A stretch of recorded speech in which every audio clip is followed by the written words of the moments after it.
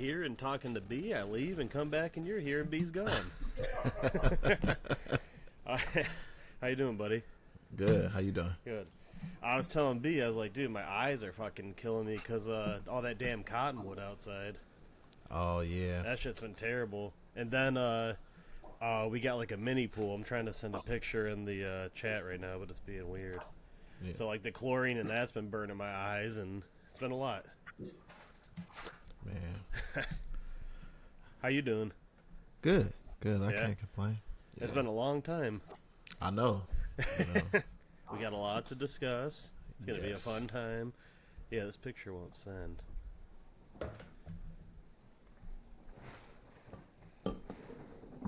I'm trying, B. No. You know how cameras and photos are sometimes? There it goes.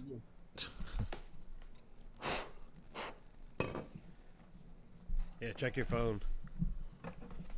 Oh, yeah, that's perfect. Yeah, it's you, Mariah, the baby, that's all y'all need. Took a couple weeks to get it warm enough outside, because the first night we were filling it up, dude, it was like 60 degrees outside and just cold water pouring in. We were just shivering, and today I got home from work today and just jumped right in. It felt great.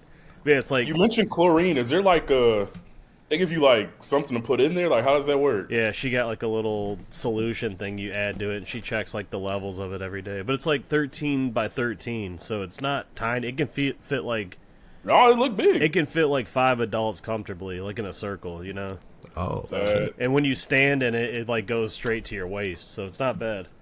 Okay. Yeah. No, that looks good, man. Yeah, you know, it was like it was $100. Do y'all put Poppy in that little yeah. pink? Like, bro. Oh, goodness. She tries to lean forward and drink the water though, and we don't want her drinking chlorine, so a lot of times we're just holding her. Yeah. Yep. Sounds like parenting. Sounds like parenting. Right. She's just trying to scoop water into her mouth. We're like, but you're about to get sick. It was funny today. We were in there, and I was like, you know, if she drinks too much, she won't grow to be over 3 feet tall or something. I was just messing with her. She's like, that's not true. I'm like, you never know these days. Yeah, that's our little pool. I really like that though. Yeah. Man, I got notes for everything. It's been a while. I honestly, the thing I want to discuss the most, Jerrod, you mentioned the Harry Potter place in Chicago. Yeah. As a non-Harry Potter fan, I'm thinking like Harry Potter and alcohol don't mix, but shit, that seemed lit to me. So I'm just curious, like, where you went and if you could describe it. Oh, so it's also at Universal Studios, and it was non-alcoholic beer. So Yeah. It wasn't alcohol. That tastes like Verner's and something else, kind of. Yeah, it tastes like cream soda Verner's almost. and like Werther's. Yeah, like, yes, that's a perfect way to put it. So like, Okay. yeah. So in Chicago and at Universal Studios, they also got one in New York. It's a Harry Potter like store, so all things Harry Potter. So it got what house you were in, so it got Slytherin, Gryffindor, Ravenclaw, and Hufflepuff. Me and Kira are both in the Hufflepuff house, so they got all that stuff over there. Yeah, all that stuff over there. And then, we're just looking at a bunch of things. Like, so that particular store in Chicago is set up for, the lady told me to, and I don't want to fuck it up. But I think it's, hold on, let me. Is it a new movie or something coming out? Or? It's based, like, whichever movie is coming on the 20-year anniversary. 20 years would be 2000. I don't think it's Sorcerer's Stone. No, that was like 99. Goblet of Fire? I'm looking right now. Goblet of Fire was 2005. Yeah. Prisoner of Azkaban. Then it was Goblet of Fire then. So Goblet of Fire. So all the events that happen in the Goblet of Fire, the story basically has that theme. So that's what it was. Did it have like the hedge maze? Yes. That's all of that. So they were setting it up for that, and they're gonna have a big event and stuff for that. But it had everything else there. So they had the thing Kiera was like hyped off about. So they got a jury counter, and they got the one Hermione had I forgot the name of the necklace that she wears that does the time thing. So they got that, but it's a platinum necklace, and it got like Swarovski crystals inside of it. It was so fire. Yeah, like that shit was so fire. But they got replicas of that necklace all over the store. So and then they got the snitches from the game that they be playing all over and stuff like that. They have flying books and all that in the store. Like it was lit. Like it was not. I'm a novice as far as Harry Potter. You know what I'm saying? So, but you know, I rep my set. You know, I'm the Huffless of the Puffless. You know what I'm saying? So, like, I went up in.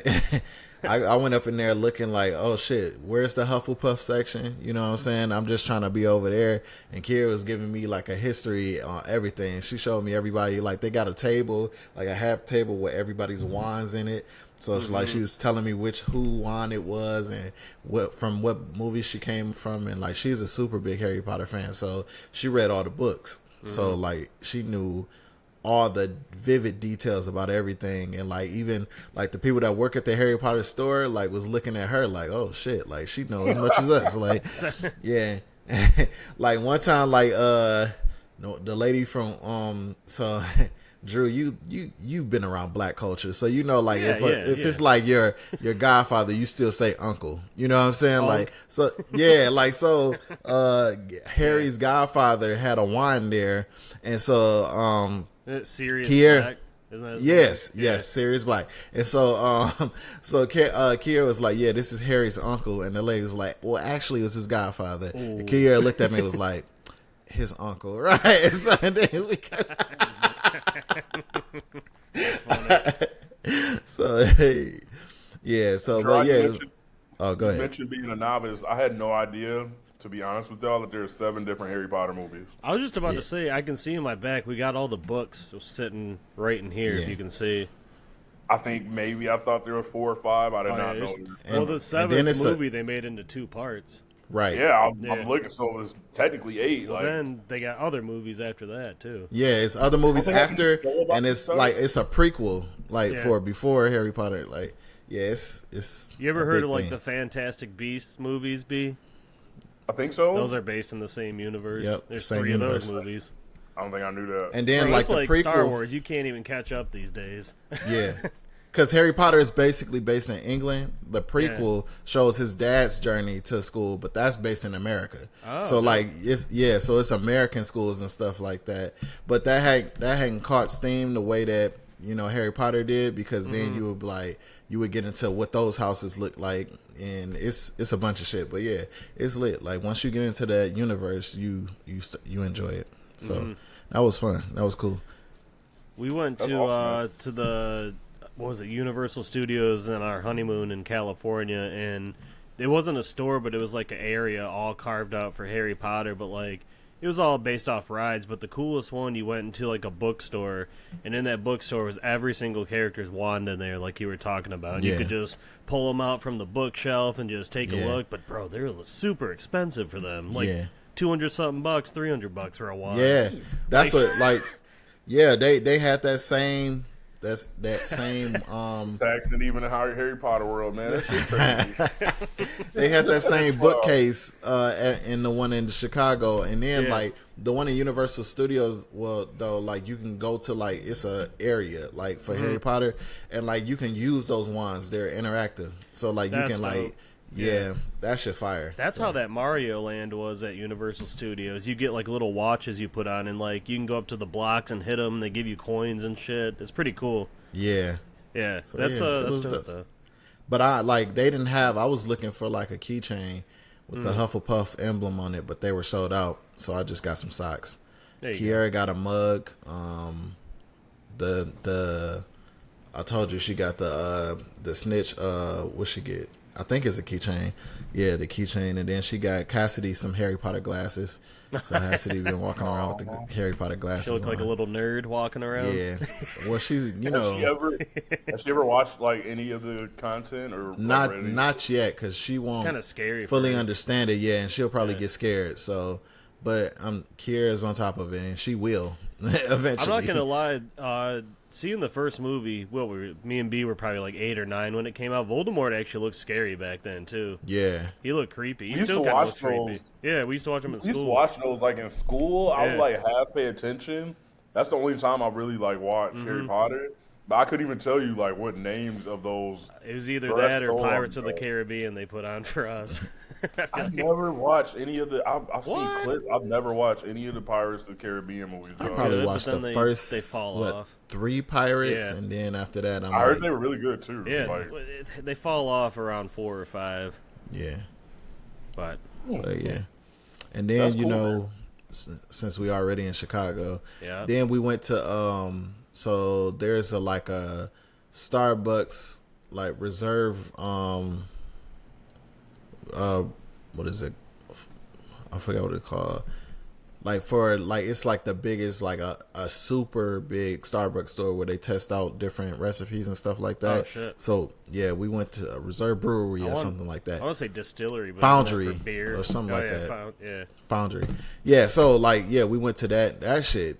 Yeah, if you into coffee Was and just yeah, rows it of was- beans. It was a lot. So like the downstairs, like the first level, they take you on a tour like how they roast their beans. You know what I'm saying? First beans start out Caucasian like Drew, and then they end up like you be. So like, And I'm gonna leave.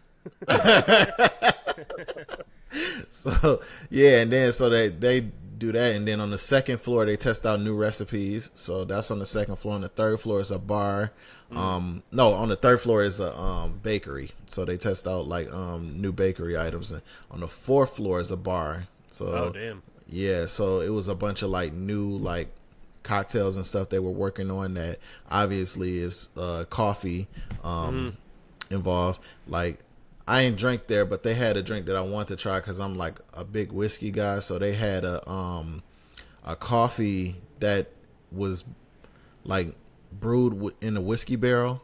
So like they wanted you to taste like, and it's like a espresso. So they wanted you to taste that compared to like some Maker's Mark whiskey and to see like the difference. I was like, oh man, next time About to get I'm in toasted. that. Yeah, right. Yeah, next time I'm in there, I'm doing that. So like, and then on the 5th floor, it's a outside like a patio, and so yeah, so like that was crazy, and it was a line for both of those stores, like, but it wasn't a lot when we went there. So, but it's probably be more in the summer when it was warmer. When I was down there, it was like 70 degrees, and since you off the lake, it feels like 60, so it was Yeah. kind of cold. So Hey, that's not bad for a concert though. yeah. Nah, the night before it was perfect concert weather, honestly. Like it was a little warmer, but it was at night. So while that breeze is going and shit like that, like and you like jumping around and shit like that, it feel good. So yeah, but the concert, since we're getting into that, the concert was great. The venue, not so much. Drew, you were right. I fucking hate Soldier Field. There's nothing there. I anything. fucking It's hate just Soldier concrete. Field, dog. Bro. That shit, like, and not even just the, like, so you could tell the stadium is full of nostalgia. Like, you could Yeah. tell, like, you can feel the 85 Bears, like, in all the, memories and stuff like that, because it looks like an old stadium. Like, and so, full of concrete, all of that, like, it's open air, so that like that part is cool, but the infrastructure around, like I think, and I was telling people about this, I think I'm spoiled being in Detroit and how our downtown is, and Yeah. I know people talk shit about it, but if you're a sports fan, our downtown is clutch. You know what I'm saying? sure. Because Yeah. like, so if you just looking for like a big city vibe and stuff like that, I get why people like Chicago. You know what I'm saying? Because it's different sectors for everything. If you don't fuck with sports, there's no reason you should be in the area of Soldier Field. Like you could It's just go not to the geared for the sports fans around there. Like, yeah. Did you like take a cab or Uber there or something? So or we did took you the walk? it took us an hour. Listen, bro, we stayed off of Michigan Mile. Yep. It took us an hour to get to the stadium Yep, in an I Uber. believe it. Yep. For that much people traffic?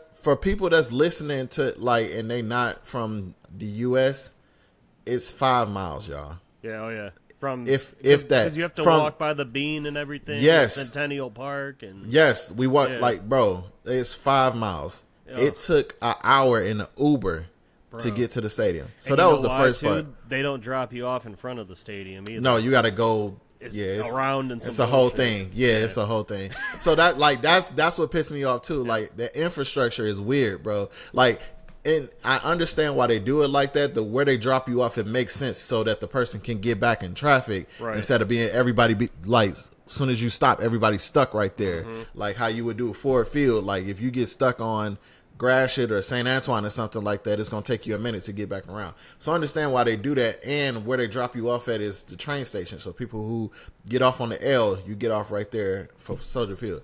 Listen, I understand how it works for their city. I'm just saying Detroit's better. Yeah, like it is. that shit to me is stupid. All like of so our I'm like, stadiums are lined up. right, yeah, everything is right there. Like Right. so and so the concert is great. DJ Mustard, I think when we walked inside, he was on the end of his set. You know what I'm Okay. saying? So like he was warming up the crowd. So end of his set, we go and grab our seats, go grab, I think Kieran went to grab a drink or whatever like that. And then they were just playing background music. The part that was interesting about this is that he was playing all like old music. So like he played Luther Vandross, Anita Baker, just like, you know, old school like shit that your parents play when they was cleaning up, shit like that right there. Yeah. And I was like, dog, that it feels like you setting a vibe. Like, you know what I'm saying? Like super black. You know what I'm saying? So like all of us was just sitting there like if your parents played that music in the house, Drew, I know your parents played that too. Like then you knew the songs and stuff like that. And so like it was some white kids around me that didn't know what the fuck was going on. So they was just sitting there on their phones like whatever. And then the stadium went dark. Kendrick comes out to Whacked Out Murals. That's dope. And starts his set. Like and so the way that I like the ebbs and flow. Like so his thing was basically like him being interrogated about what he's doing and how he's disrupting the culture and stuff like that. So you know the same way that Lil Wayne had those when he was like getting his deposition.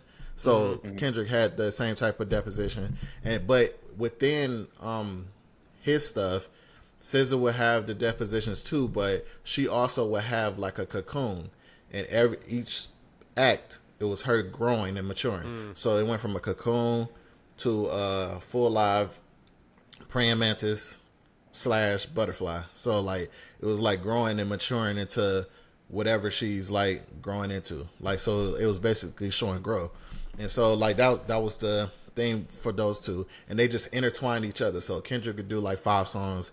They'll do a duet and then it'll lead to SZA. SZA would do like 5 songs. They'll do a duet, lead back to Kendrick, 5 songs.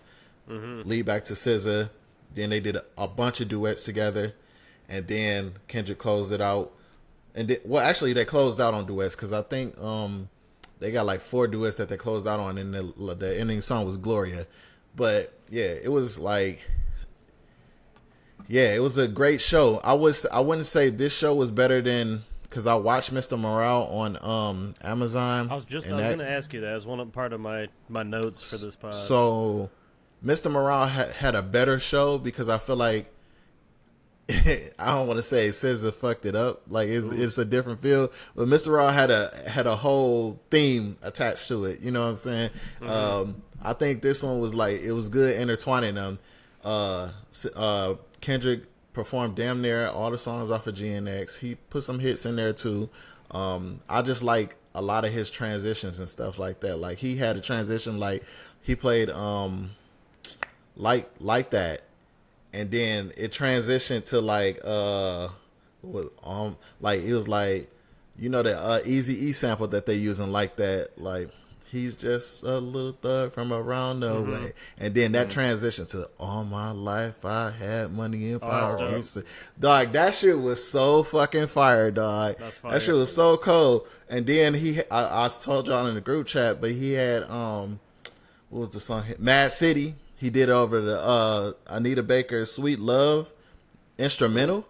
Bro, that shit was so hard. And like I hope he's able to clear that sample for Anita Baker because I want y'all to hear that. Because bro, it like he didn't even use the same cadence. It's the same song, but he used a different flow and everything on that beat, and it sounds like it's supposed to be like that. Like so, yeah. And it was a great show. Like, and SZA is a performer.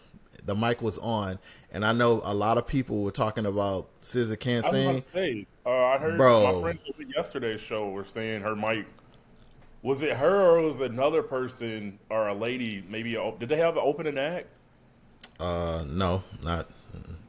Somebody mentioned there's somebody. I didn't think it was SZA they was talking about, but they specifically mentioned it seemed like her mic was off.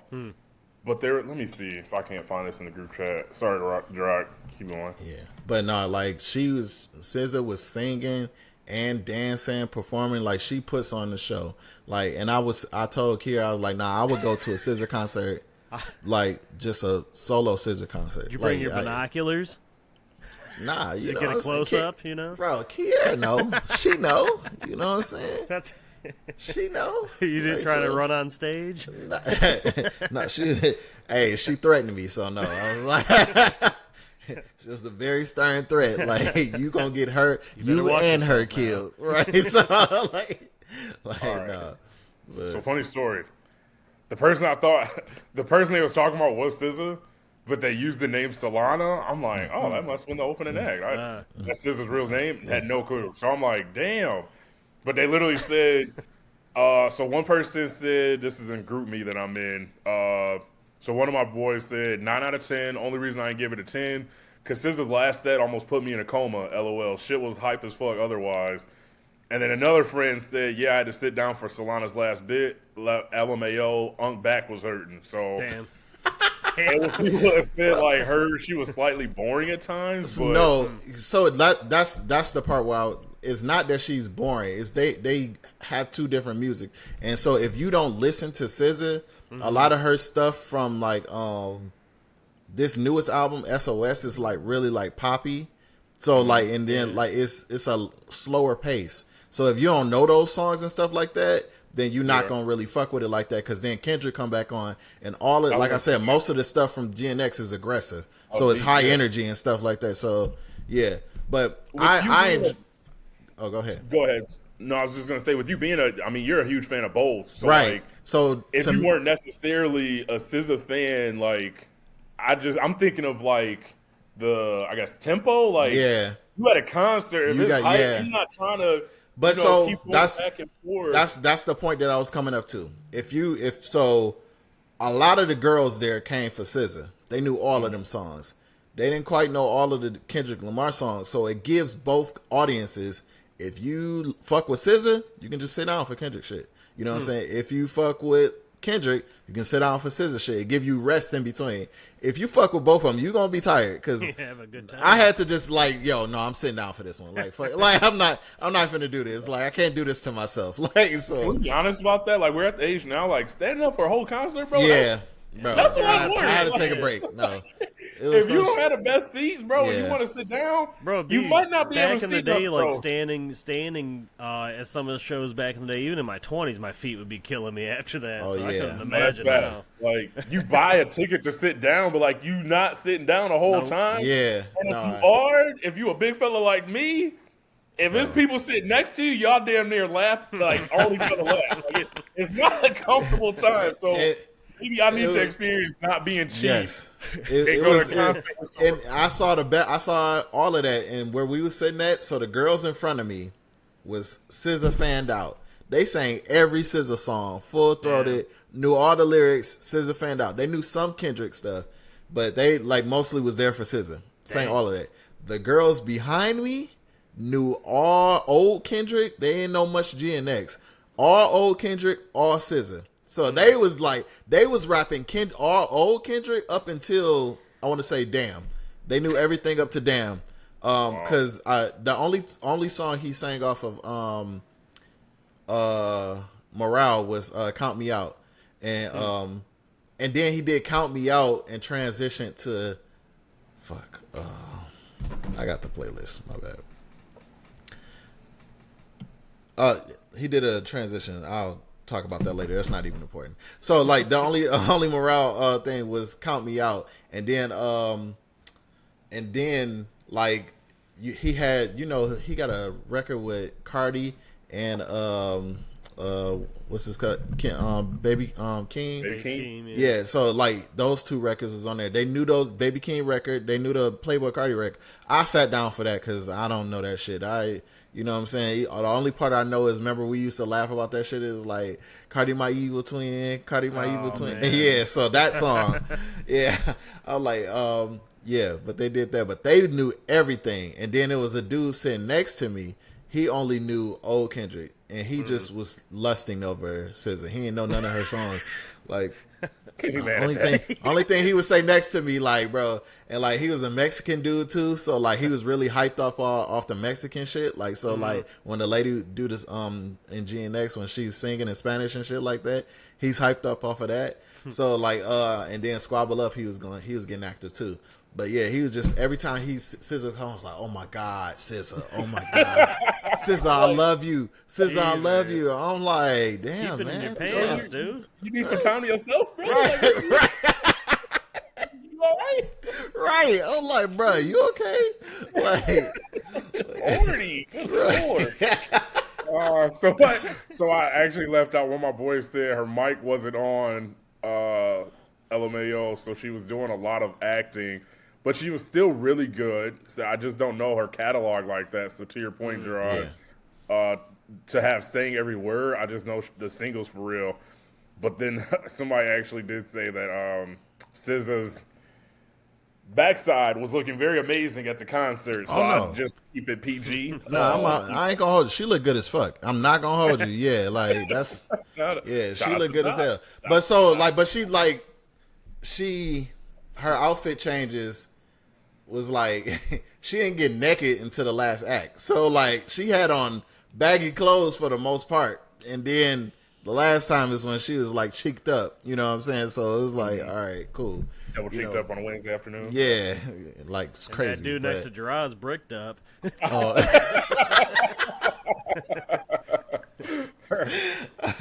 man. No, but it was a great show. Like it was a great show. I meant to ask you. I remember when you had said before that you was going to the Chicago show. Was there any specific reason you chose to go to Chicago over Fort Field? Initially, because Kiera is revving up for her job. She got to do a summer camp where kids come on campus and stay for a week at her job, and so the planning for that starts this week and next week. So she was like, I don't know if we gonna have enough time to go downtown and enjoy ourselves on a Tuesday. So let's just go to the show in Chicago and just make it a weekend. Yeah, you got a little vacation out of it. Right. So that's why we picked that. Yeah. That was great thinking, and it looked like it worked out in your favor being able to check out Harry Potter and all that good stuff. So. Jerrod, that Harry Potter store, was it on the Magnificent Mile? Yes. Was it a corner store? If you remember? Because if it's where I'm thinking... No. Yes. All right. If it is, because it's where I'm thinking, I feel like that place changes themes every time. Because when I went 2020, 2021, it was a Friends theme store. So I feel like they just keep changing it. Is that? That's kind of dope. Yep. I don't even know what the store is. They just keep changing themes all the time. Which is I guess whoever wants to rent it. But yes, it's that same store. Cool. I was curious. And then the other thing I was going to say about Soldier Field, how ass is finding concessions there? I feel like they're so spaced out that it's not convenient to where you're located. So where we were sitting, it was fine. Unless you got lucky. When we were sitting, it was fine. Like, as soon as you walk out our seats and walk out the stairs, the concessions is Were right you there. sitting in the lower bowl? No, we was on the third. See? I was up there too, and I thought it was horrible up there. Yeah. I just listen, the third and fourth is ass. Like and another thing I'll put in, but back to your point, third and fourth is ass as far as like acoustics. The sound was awful. The sound was bad. So it was good enough to where you could still enjoy the show, but it like if you in certain pockets and stuff like that in that stadium, it was bad. It may not be though, because I don't know if you guys remember when I told you I saw Kendrick in 2010 at OU. His sound was horrible at that show. So you think it's his engineer? Maybe it might be his engineers, because then I heard somebody came for the what was before Mr. Morale, the Damn tour. Yeah. or whatever was in there. Someone said the same thing. They said at LCA, or no, it was at the Palace back then. It was terrible. So I don't know. Maybe you need to. I use haven't a sound heard. Team. I'm at I don't know. Ask some people that went to Ford Field because I'm the curious. videos I saw from Ford Field had better sound than it Maybe was 'cause it at was Soldier. indoor. Yeah. So yeah, maybe it's that. But so the difference between the two, I don't know if Ford Field was able to do the pyro that he was able to do outside because they did a bunch of pyro. They did the light beams and they did That's fireworks. dope. Okay. Like for Soldier Field, so that They was probably lit. couldn't at Ford Field. Yeah, but I was about to make this point. I'm never buying pre-sale tickets again. I'm never No, doing it's not that worth again. it. What's It's the not point? worth it. You It's can not. get them It's, cheaper when it's closer to the date. yes. Yeah. Really? Yeah. I learned a valuable lesson. I'm never doing that shit again. I feel like I'm- tickets at Soldier Field, regardless though, or they just hike them up just because it's at that venue. 'Cause Yeah. we paid out the ass for Lions tickets one year, and they weren't even like they are now. Yeah. Yeah. So How much? I learned that lesson, but Give or take, Jerrod, how much would you have, I guess, saved not doing pre-sale and just waiting if you had got your tickets? Like, what had I just waited, I would have been lower bowl. Oh wow, jeez, for about the same price. Damn near floor. Damn. See, Damn for the near same floor price? for what I paid. Yes. that's wild. Yeah. If I would have waited. But see, in my mind, I was thinking about, damn, all right, if I should get them now because it's a possibility that they sell out and not or be way too expensive and I won't get to go to this concert. So like I got the money now. Let me go ahead and buy the tickets. You know what I'm saying? As soon as I got on, because I was in pre-sale, all the lower bowl was sold out. I'm like, fuck. I'm like, well, I'm gonna just get something. You know, like get something nice, you know what I'm saying? Like, and I was trying to talk to Kiera at the same time to kind of figure out which date we was gonna get, whether it's Detroit or Chicago. Right. And so we end up getting Chicago. I'm like, all right, bet I'm going to the concert. That's all that matter. Then when we in Chicago, I'm like, I'm gonna just take a look see, you know. Bro, I see this girl on TikTok. She like, yeah, I just got these, like, it's like not floor, it's like right before the floor seats for the like $300. Jeez. Bro, I was about to crash out. Like I was so fucking mad, dog. I'm like, you don't understand.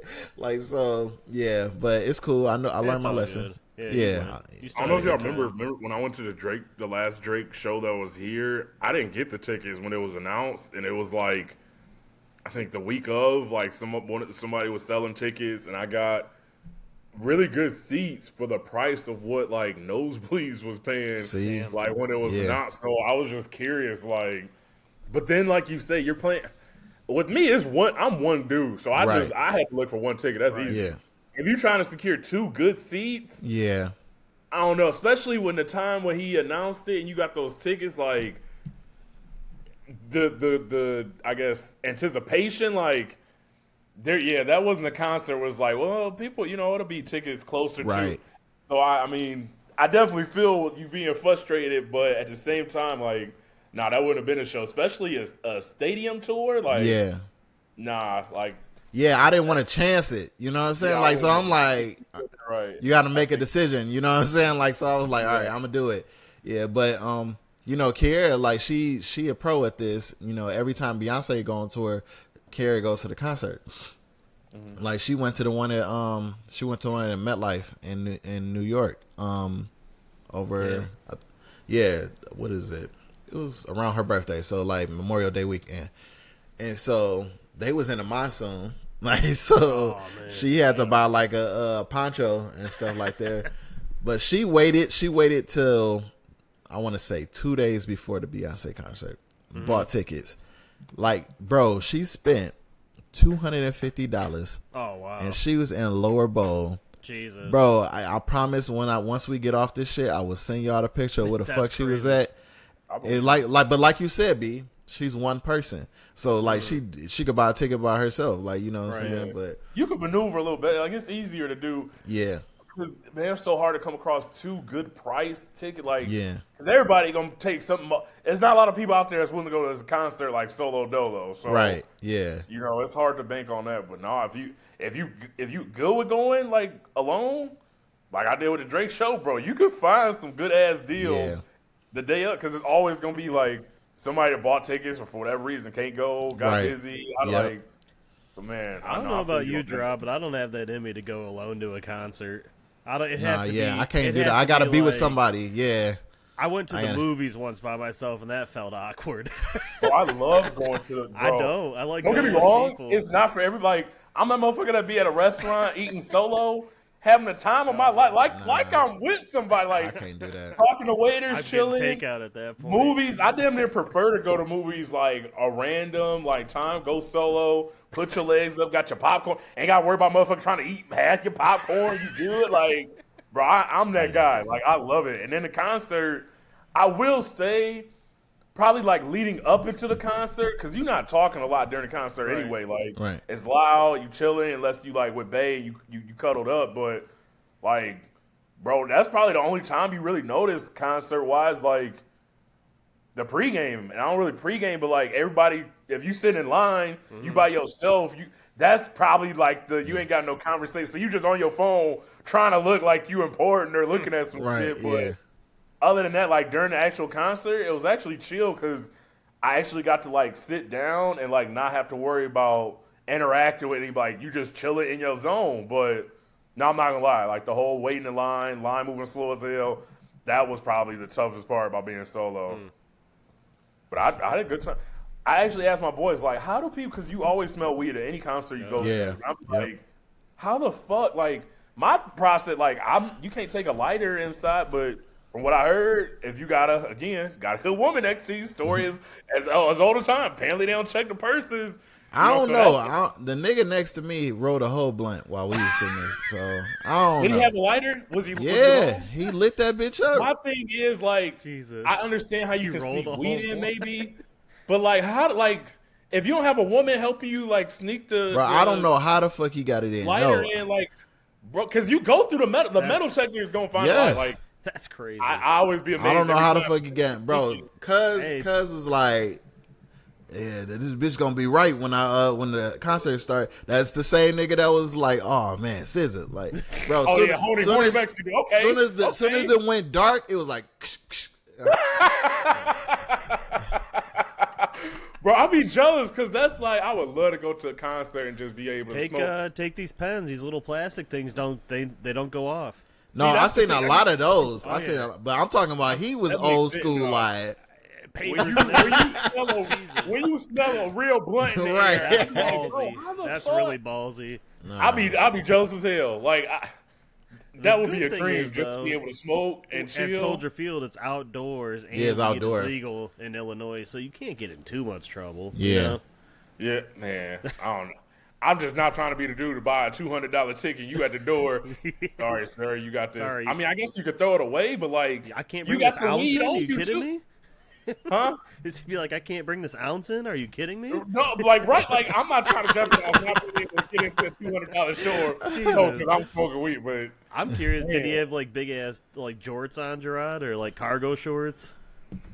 he had on cargo shorts. Yeah, Okay, so there's a lot Yeah. of pockets in those. yeah. Okay. but still, you got to go through a metal. Like Yeah, I don't know but how you- papers aren't and weed aren't going off through a metal detector. Nah, you know. yeah. the light, you got to light it though. Yeah, unless I you had don't. That's what I'm saying. I don't know how he got the light in. Unless he had the old, did he had the old school like wood, like strike a match? Oh, type he shit? might have had a match. He might have had a Okay, that's match. the only way it makes yeah, sense to me. I, Because you I was can't about to bring say that I don't know how he lit that bitch up, but yeah, he might have had a match. Yeah, Damn. because I know I was like he was like we turned to each other, I dapped him up, said what up to him or whatever, and then we talking this shit. He was offer you like- none? If I Huh? saw a dude strike a match, Nah, He ain't offer you none? nah.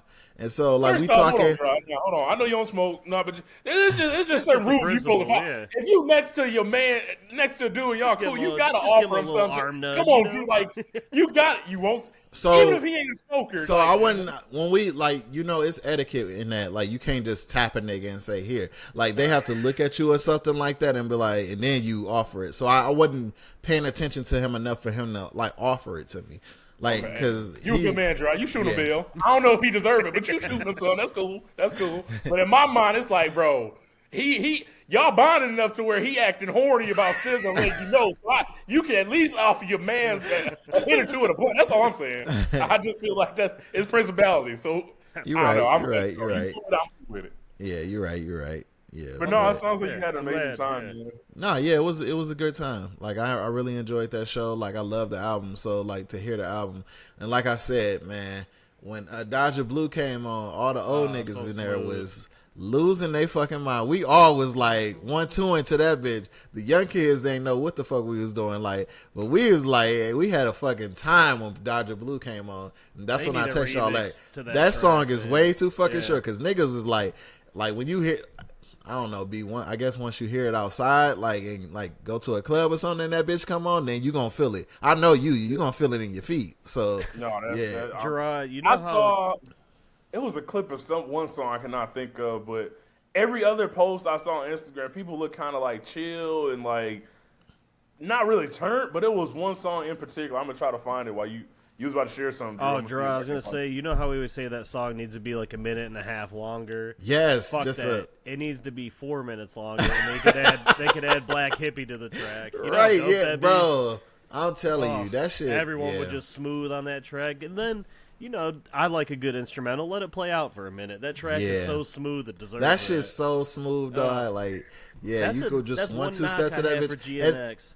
Because Kendrick, he was in Chicago, because his pops from Chicago. So they started doing the Dodger Blue came on, and it was one of his dancers came on stage, and they started stepping. So they was doing a step to it, and then like I said, that's what I said. All the old school Chicago niggas grabbed their girls, and niggas just started stepping So yeah, that shit was lit. What's the song called? Which one is this? That's the one with That's Baby what King. Baby Keem. Yeah. What's that called again? I got it. I know that It's off Keem's where it does album. the 3-part the beat kind of style. I know that part specifically. But I saw that post. That was the one where I was like, okay, that looked like it was turned. Even as a Drake hater, I'm like, that looked like one I would turn up to for sure. It's Is not that's Orange range? Is it Soda? Family Ties? Family Ties, yep. Okay, yeah, no. Family Yeah. Ties, I saw that. I'm like, yeah. The stadium went up for that too. Stadium went up for Family Ties too. I Yeah, can't take away from that moment whatsoever. Yeah. Like, that looked live as fuck. I cannot lie. yeah, but it was a great time, great show. Kendrick did his thing. Shout out to Kendrick and SZA and Mustard. You know what I'm saying? They went up for TV off too. So Andy just cleaned up at the BET Awards. yes. Did either of you guys watch that, by the way? I've just I seen did. snippets Yeah. all over. I the watched. place. Listen, shout out to BET. Gave us one of the greatest BET awards I we done heard. had in a long time. That's what I've really, been hearing. really great show. We are all old. The audience that you are, trying to get to watch that show, that nostalgic show that you just put on, that shit came on at 8:00. That shit ain't go off until midnight. Damn. Almost 1:00. They at said least it was almost like 1:00. early 2000s themed or something. Yeah, it was fire. BET Awards It was didn't- fire. Like, the current ones didn't go Yeah. up till midnight? To almost 1:00, like Oh, 12:45. no, I couldn't. No, I couldn't. That's crazy. No, Yeah. so I might have to just go ahead and watch the clip. And the crazy part about it, it was like maybe 4 or 5 awards presented. Jesus. So it was all Oh. it was all programming and performances. So that's Like, how I good saw- it was. I saw Cam Newton and I think Bria does Talk Sports or something like that. Yeah. They're going to be hosting the new 106 in sports. 106 in sports. I saw that. I'm like, Interesting. so they pitched this during the actual. I mean, I guess I get it, but then I saw some of the performances. I sent you guys Kai Cenat not knowing who Wale was, but then I didn't send y'all. I saw a clip of Wale going up to Kai Cenat later saying, "Yo, he's getting roasted." Yeah, I wish I wish he didn't do that, but It's I like, just bro, like, listened. what? Like, I just listened to after him. the show or something like. Right. I listened to him in the Joe Budden podcast, and I was talking to Kier about this too. I have a better idea of his thought process now. And Was he on the Joe Budden podcast? Yeah, Wale? they were interviewing him, and I have a I have a better idea of his thought process now and why he does he has really bad anxiety, like really bad anxiety. So, and he struggles with that mentally. So he was talking about in his career that a lot of industry politics played a part in why he doesn't think where he's supposed to be. And so that with that Kai Cenat thing happening, it was a trigger for him. So it reminded him of the shit that people did to him before. And so he reached out to he was just on the Joe Budden podcast, and he reached out to Ice from the Joe Budden podcast and was like, dog, I'm about to react. You know what I'm saying? Like, please talk me off the cliff because I'm about to do something. And Ice was trying to like get him to like chill, you know, like it's not like that. Kai really, he's 23. He really don't. Right, like, yeah. And He so was in high our on mind that school when his hits were out. yeah, Like, but in our mind we know that. right. But in his mind, if all the PTSD he done went through with this shit, he thinks somebody trying to play him again.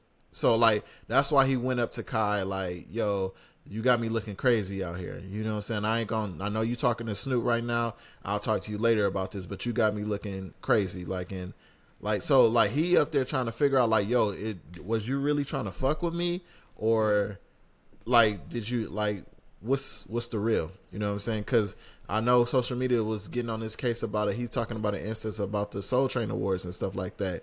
And I had to explain that to Kiera too. Like, say for instance, either one of us, right? Something like bothered us, like it hurt us deeply. You misremember some details, but the point is, I'm just trying to tell you the story so you can understand how I felt, right? Like the key details doesn't matter.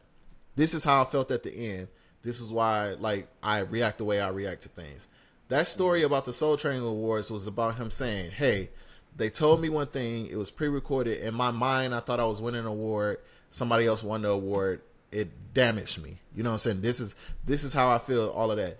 People was talking about acting like, and that's why some Kendrick stands annoy me, is because they thought that he was just trying to disrespect Kendrick because saying like, oh, you had to mention Kendrick's name. And then at the end of the day, for that Soul Train Award mishap that he talking about, Robin Thicke is the one who won the award.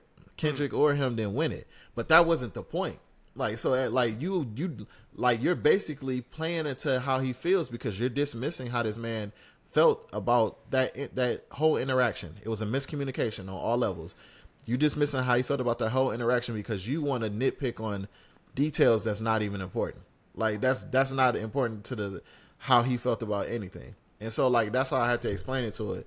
And like but you can't talk reason to social media. So like I was just like, yeah, I'm not about to do that. Like, but yeah, I understand how he thinks like that. And you know, like you can't. Everybody's not gonna give him grace because all we see is Wale crash out. You know what I'm saying? So like, but you know, he's been through a lot, and I can understand that. So. I mean, I appreciate the perspective you just gave, and it's not that I don't take that into consideration. It's also I just had to look up. Wale is 40. Yeah. Kai's not, like we said, like Kai being He's 23. Like, yeah. I'm sure, like you said, when you get triggered, you can do some things without thinking. But like, I guess in my mind, it's like, okay, he did what he did. Like, what did he like? So essentially, was he like pressing Kai to be like, yo?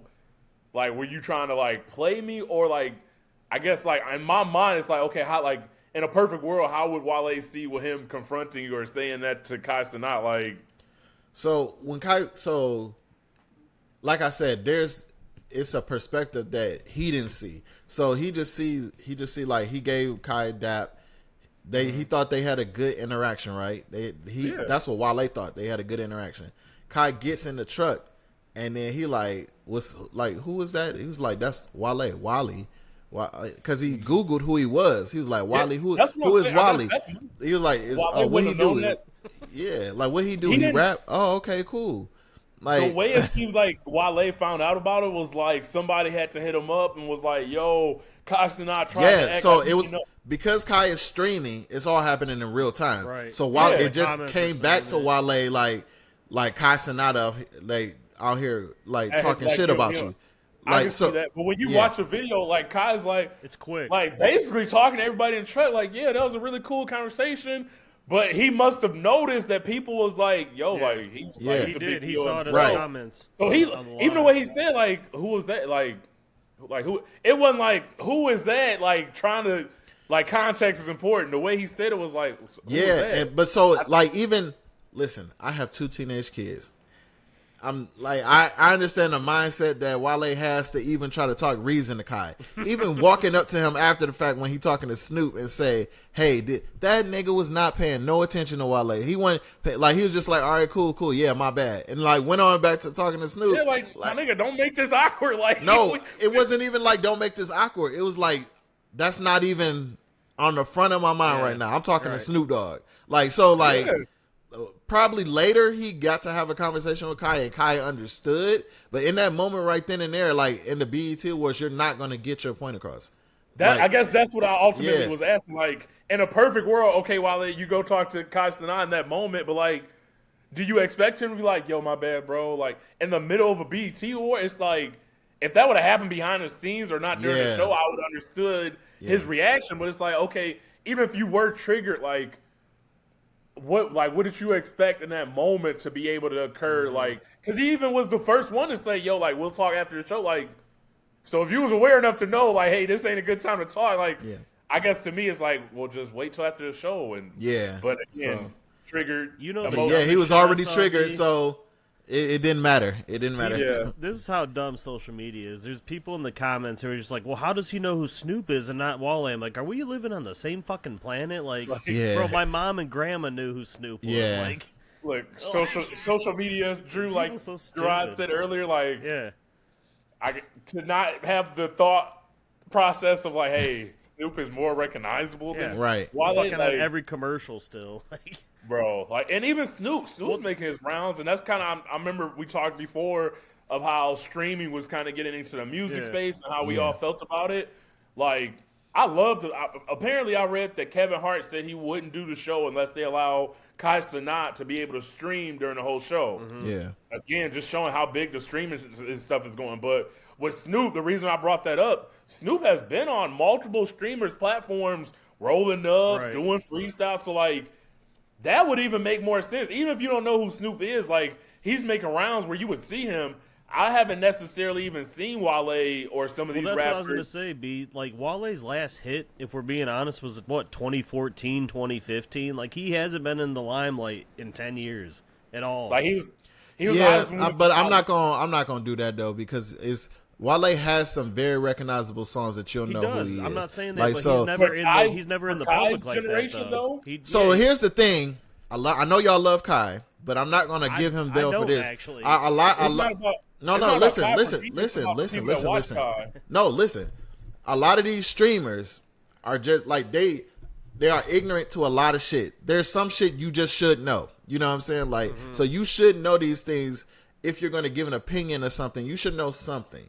The issue I have with Kai is that he never knows anything. So you can't be that oblivious to a lot of shit. That's my issue with Kai. So I understand. Wale don't know this, but like I get like that's why I'm able to give Kai like whatever the fuck, because like he does this a lot. You know, Kai act like he don't know nothing. Like he just like you live this whole life, these 23 years to not know nothing is like that's not always believable. So that's where Kai pisses me off. Like, you should know something about something. Like, so like games and stream his whole life. Like, my thing with Kai, like, and by the way, I've always been on record when it comes to his actual streaming. I find his personality like a bit too obnoxious for me. I always admire Kai's hustle and what he's doing for other streamers. However, with Kai's age and the people that watch him being younger, like Drew said, like Wale's biggest hits were when we were in college. So if a person that was 23 generally was like, I don't really know who Wale is, they were in elementary school. As a casual, I couldn't be upset at that, and I couldn't see how, even if you don't necessarily agree with Drew, what could we say Wale has done to where, like, if you don't know those prime days, like, and you said the biggest hits, Jerrod, like, how would anybody kind of know who Wale was in general without being he hasn't present been in during the those public times. like that in a long time, and even back Right, then like, he wasn't really in the public like that. Right. And even with anxiety, I'm sure that's probably like why he's not in the public like that. But like, bro, I wouldn't be. No, I'm not saying in this situation Kai was wrong, but I could see how it could come off I can see both sides. That's all I'm saying. Like even if like it's Kai did nothing wrong, I can see how it can come off dismissive. I can see how it can come off ingenuous. You know what I'm saying? That's all. Like even if I throw Kai some bill and say maybe you don't know Wale, I can see how that interaction will rub me the wrong way. I'm just like putting my humanity in it. But why was Wale even there? Like he hasn't made anything. I mean, he's an artist. Well, he got some new music coming out, and all artists get invited to the BET Awards. So. I was gonna say, so BET, like, there's always artists that haven't been, on for a while. Like, so I get why he's there. I wouldn't say he shouldn't have been there, but also like, I'm not gonna say Wale should be walking around and expect, the younger generation to necessarily know who he is. Not even trying to owe him. Like, I'm with you. But at the same time, like, I guess Big Sean, like, if a kid 23 was like, I don't really know who Big Sean is. But see, Big Sean is more active than Wale. So I can see it. Now, if you say you don't know Big Sean, you're lying. You know what I'm saying? Like, I can see how you say you don't know much about Wale. You know what I'm saying? But if Big Sean would be way different. You're being disrespectful now. Like, I understand Kai not knowing Wale. I can see how that interaction get back to Wale as if he's being disrespected. That's all. Like, I understand that viewpoint. But Wale needed to have people around him to say it's not like that. And people was trying to tell him that, but Wale still wanted to talk to Kai for some reason. I don't know. Yeah, decision making is very, very important. Like you said, having the right people around you. But ultimately, it sounds like you and a lot of people enjoyed the BET Awards. Oh no, it was great. One thing my biggest issue with BET Awards is the fact that they don't necessarily get the biggest stars to be a part of it, and I feel like that was one thing I noticed with this year. I saw Tyler Perry, who obviously has a lot of different shows, but like at a certain point, like the big stars just wasn't showing up. So to have Kevin Hart host, I saw a lot of popular and relevant people at the award show, so I was happy to see that. But I didn't watch. But I do miss how once upon a time, man, and we've talked about this in the past, like award shows, everybody tuned in, everybody was posting about it. It was a thing that everybody enjoyed together.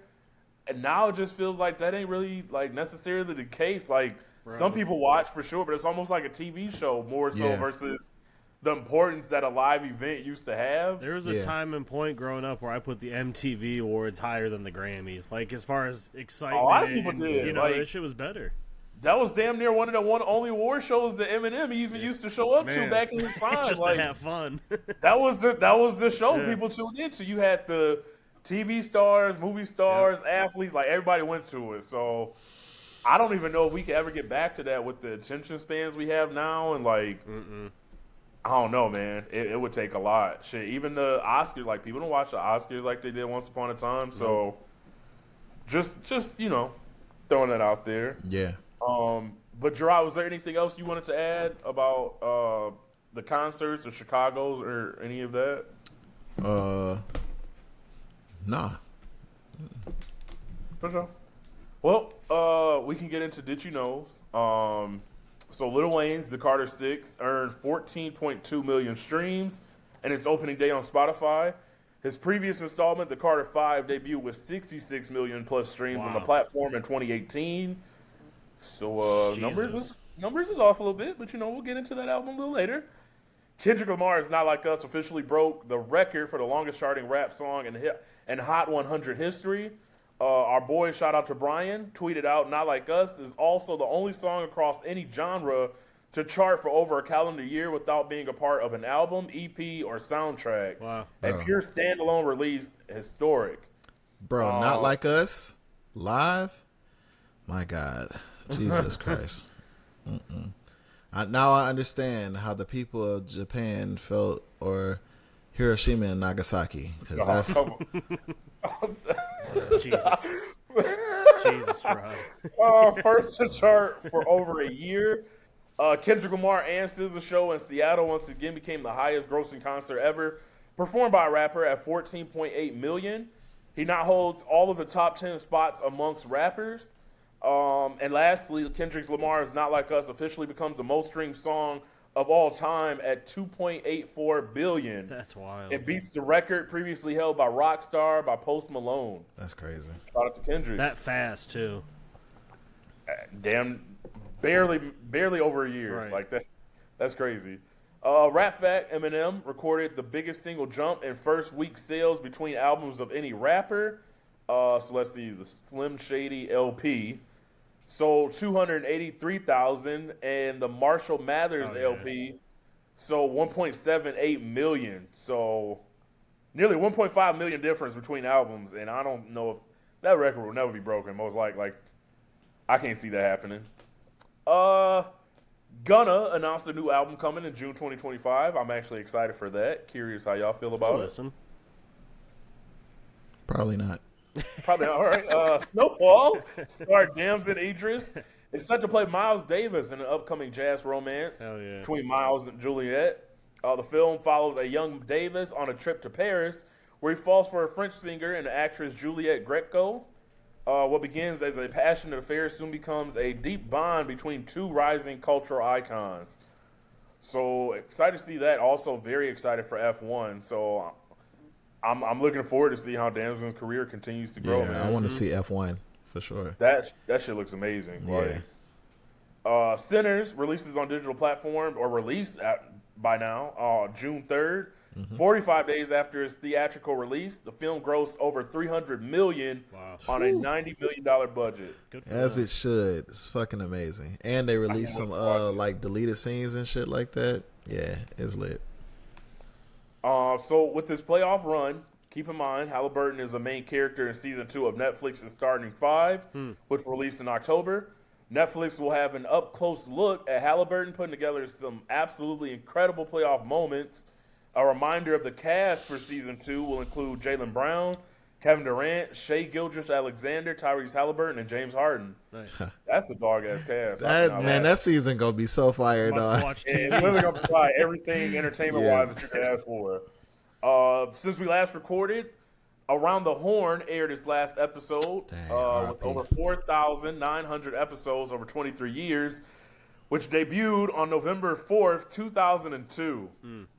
I actually watched a clip for whatever reason, came across my algorithm, and it was the some of the classic old panelists like Woody Page and some of those guys, bro, like the nostalgia, but like, dude, I'm watching this clip and my allergies started going crazy. I don't know what it was. Like, Drew, you had mentioned this stuff when we started the show. It probably Stuart was that. Scott was on a few of those too, wasn't he?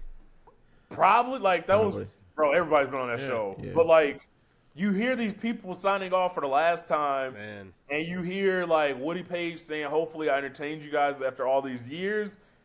And it's almost like one of those movie scenes where you realize, like, younger you grew up watching all these guys, right? Yes. And, like, the way sports is broadcast or covered now is so different from before. Like, thinking back, y'all remember Woody Page used to have the silly antics behind him and shit. And it was weird. Bro, people wasn't doing that back in early 2000s on TV. So, like, that show was so ahead of its time. But then you see, you know, everybody talking about Tony Reali. And there was this guy, he was outside, like, with a poster for the show and got surprised because Tony literally ran down, like, hugged him, and then brought him up to kind of talk to him and interview him real quick. But, like, that's cool. Long story short, man, it hit me like I cannot believe 20-something years has passed like that. I remember coming home from school. Because wasn't Tony Reali, he was Stat Boy, right? He started off as Stat Boy on PTI. Man. Then he started hosting the show, and it's like, bro, we have literally seen Tony Reali being that young 20-something to now. He's got the grades. He's in his 40s. But, like, he's just one of those people that gets it. And even people like Jackie McMullen talking about, like, how Tony Reali, as a young stat boy, had to manage these different egos and be willing to mute a motherfucker and, like, give him the score and basically control the show. Yeah. But he did it in such a way that it, like, it was based off nobody else could have points. probably kept the job that he did. Yeah. Like, and man, you see, like, people tearing up and, like, voices cracking, dude. Like I said, my allergies, thankfully, like, I didn't cry. My allergies just going crazy, but man, like, I cannot believe that show was. It was like you said, it was that, then PTI right after, and in the mornings, I always see the memes now. If you didn't catch that top 10, you know, sometimes you miss the bus, sometimes Bro, Sometimes you got it all in. you would definitely risk making a motherfucking bus if Top 10 came on just so you had to wouldn't see be at it. school. Yeah, now and you be can the just only go on your motherfucker not phone and knowing watch what it, happened. and just it's crazy. Bro, like, I be feeling bad sometimes. The kids won't ever know what that classic ESPN feeling is like. Like you said, hell Drew. no. The Drew ticker Scott. on the side, yeah. Shit, The bro, ticker, like, yes. Yeah. Bro, you didn't have no damn phone to see scores live. You had to wait. If you didn't see the game live, you had to wait until they either showed the highlights or you found the score on the ticker, bro. Like, man, we are old as hell. Jesus. Speaking of, goodbye to the NBA on TNT after 36 seasons. Man. Thankfully, they'll be back on ESPN and we'll have the same production crew, but gonna another, be the same. coming to an end. Oh, you hope it's the same, but at the same time, like, man, we just getting old, bro. We getting old for real. Drew, did you have any secret nuggets you wanted to add before we get into what we've listened to? I don't think so. Okay, well, let's get into what we've listened to. I think I texted you guys since we last recorded, but I listened to Devil in a New Dress. Like, just wanted to listen to it and be able to listen, like, not Best Ross distracted. verse ever. And because remember, I was telling y'all about the other verse I listened to at Ross, and a monster. Yeah. I'm like, dog, that shit was short. But then we talked about the verse he had with Mac Miller. Yeah. And then so I'm like, okay, I thought that was the best verse. So I'm like, let me go back and listen to Devil in a New Dress and see which one I like more. Amazing, obviously. It's the beat but, and everything for that, and the way he comes on after the instrumental plays. Bro, like the time, I still probably prefer the verse on Mac Miller's. But man, like I have a new appreciation for Devil in a New Dress. Like, Yeah, man. I need to go back and listen to that album as an adult and just see. I'm telling you, it's one of those albums. You can I no matter what Kanye's done in these past few years, that album and a lot of his albums are just timeless still. But like, You gotta separate the artist from the music, like we say, man. Like, that's one of those albums I say you have to play it front to back because the transitions, how they lead into each other, the kind of like little skits he throws into it. But then like that on that particular track, he lets the beat play for a minute. He does his little like vocal shit, and then Ross comes on and just murders the track. Shout out to amazing. Bink for producing that, because my God, one of the greatest beats ever, one of the greatest verses ever. Like that's like a quintessential hip hop record. Like that. My Twitter bio comes from that song. It's hard to be humble when you're stunting on a jumbotron. It's one of the best lines I've ever heard. Drew, it's funny though because when I first saw you like post that, Yeah. you had actually been on the jumbotron. I was on TV on Fox Sports, and my phone was blowing up during that game. I'm like, what the fuck is going on? I'm like, no way. And it's like hard to be humble when you're stunting on a jumbotron. Such a good line. It just went perfectly, bro. But no, it's funny listening to you describe some of the things from the Kanye albums. Made me think about an album that recently released. I wanted to talk to y'all about. Lil Wayne, we mentioned getting to it later. Carter 6. I've been waiting all week to talk to y'all about this. So Me too. Drew, I know how you feel about it. I'm sure if you want to start for our fans that may not know. Do you know and then how I'm I sure, feel about it? Truly? I do. I'm pretty sure I do. Let me hear how you feel, how I feel about it. Because after my third listen, my rating went down more. Oh, really? Oh, it took you 3. Oh, You can make it through 3 times. Okay. 2 and some change. Let's give it that. 2 and some change. Oh man. Okay, let's hear it. The first listen, I told you, I wasn't expecting shit going into this album. Like, so I heard the first track. I'm like, wow, that's your intro, just nothing. And then he gets into Welcome to the Carter. I was like, okay, this is classic Wayne spit. And honestly, Bells I really, really like off this album because it's just a classic homage to You 80s. liked Bells? Bells is Bro, I dope could to not- me. I thought Bells was dog Really? shit. I'm sorry, I can't thought walk. Bells Bells was was trash. Bro, he's To fun. know how LL did that beat and to know like how Wayne used to rap, bro, I was listening to that shit. So this is my thing, Drew, and I'm gonna let you finish, but it annoys me when a rapper tries to like pronounce a last word of a bar or a sentence butchers to, it. like you gonna hear him pronounce it like, oh shit. Every time I heard Wayne do that shit, I'm like, bro, them bars ain't hitting the way you fucking think they are, but how you finishing that sentence, my nigga? Like, Oh my God. I'm gonna let you go with that. Trying to make it fit into the rhyme and the beat. I know exactly. Bro, what that's you mean. all I can think of when listening to Bells. I'm like, bro, You can't go from prime Wayne that niggas used to quote in the fucking hallway to this shit. Yeah. You know, all I could think about, you know, when you see an artist or those movies that like become an addict and they trying to perform some shit and like they think it's great, but like everybody around them that's sober is like, shit, my nigga, this shit ain't hit. That's all I could think of. Listen to this album, Drew. Sorry, so I'm gonna let you keep going. That's on me. So I actually think the first, what was it? First 8 to 9 tracks were actually solid on this album. So Hip Hop was good to me. Sharks, I think, is the best song on the album. That's the song with the most content, I feel, that you're gonna get from this. And Big Sean steals the show on it. Yeah. And I don't mind Jelly Roll on it. He's actually kind of catchy on it. Look, I gotta listen to Jelly Roll. It's becoming increasingly obvious. Man, that if you can make a hook this day and age and you can know it right after you hear it one time, that's good work on your part, because like I was humming that song all day long after I heard it. Just snakes ain't always in the water. Just that twang. That song's dope. Band from New Orleans, I thought is cool because he went back to No Ceilings and kind of took the beat, but he didn't really switch it up that much. And I was like, bro, you're taking a song that you already did and just kind of watering it down a little bit. So I thought that was a little.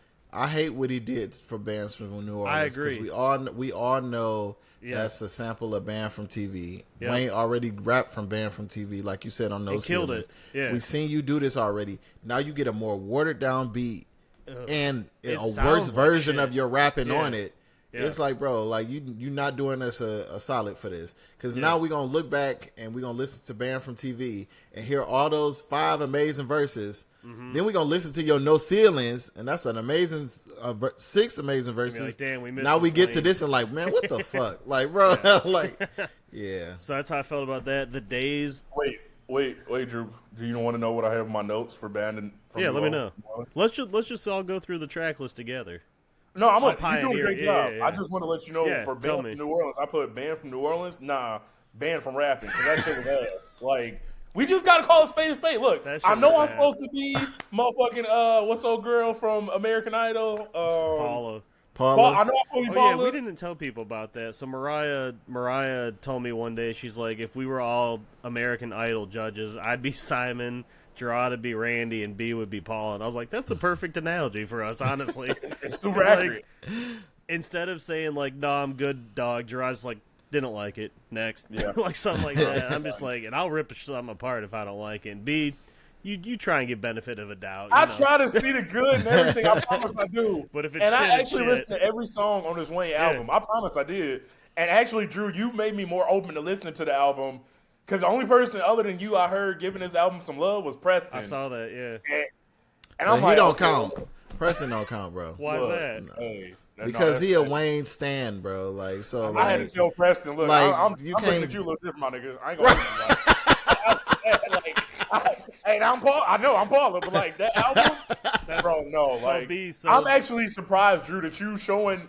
Not that you shouldn't, but like if there's any album I expect you to listen to, and be like, nah, I couldn't make it past this, and like throw that shit out the window like you typically do. I like Wayne's punches though, still, and that's what I was going into it. I just wanted to hear some good punches and clever witty rhymes, you know. But I was with Malcolm when we were listening to it, and Malcolm's a Wayne slappy, just like Preston that's what it is, was. So. Okay, Malcolm made you okay. Malcolm heard a line and just starts, you know, slapping his knee and bobbing his head, and we were a little fried when we heard it too. No, y'all real fried. Ain't no little when you put them quotes in the group chat. I'm like, wait, these the first one I sent was fire. Let me see. What was the first one? The second one, when I went back, I'm like, yeah, it's not as good as I thought. Look, I didn't feel nothing from that album until I heard Hip Hop with Big X the Plug. No, he smoked his though. Big X the Plug did his shit though. Like, so. He did his shit, and Jay Jones, who was featured, he was fucking flowing. Yeah. But then you hear Wayne on his own album, and you like, this your album, and you the liability? No, we can't have it. You know we gotta keep it real. You know how I love funny, witty rhymes, you know? So when I heard that eyes tight, like my name's Wong Ding Ding Dong, I was fucking crying when I heard that. Bro, like, that's just you was fried out your ass. Because when I heard that, I'm like, this shit is ding ding dog shit. Dude, I'm low key getting mad because you showing this album so much love, and I'm like, bro. We'll keep going, but then the other one, when I went back, I was like, nah, it's not as good as I thought. It was Leave His Body in the Garbage, Leave a Trash Man Feeling Nauseous. I'm like, damn, because they experience some shitty smells all day. So, all right, back to the album. So the song with Bono. Hey, Cass.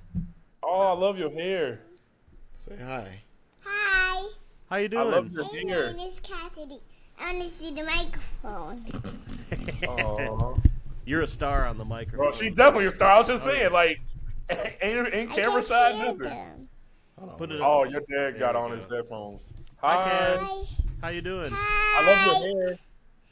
I want to play you and I like you. We like you I too. like your shirts. I like your shirts. Your shades. You like the shades? Who shades? Mine? You. Drew? Oh, I think she's talking to you, Drew. What shades? Say Uncle Andrew. Hi, Uncle Johnson. That's my Uncle Johnson. Uncle. Andrew, yeah. Uncle That's Uncle Johnson. That's my Uncle Johnson. Yeah. Yes. Oh my god. Remember we were Uncle playing? Brandon. We were That's having my fun. Uncle. What you playing? We were playing You when we love came your over to hang out. babies? I love my baby. We love you You too. love Cassidy? We love Yeah, Cassidy. we definitely love Cassidy. Are you baby Cassidy? Your baby I was a Cassidy. baby and I was in mommy tummy. Oh my goodness, yes you were. And I see the pictures and pictures is so pretty and I don't like to the bug see me.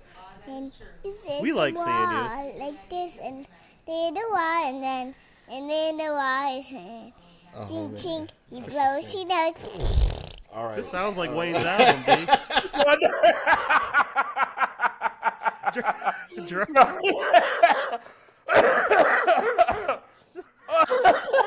Jerrod, when she started doing that at the end, I told B, I was like, this kind of sounds like Wayne's album.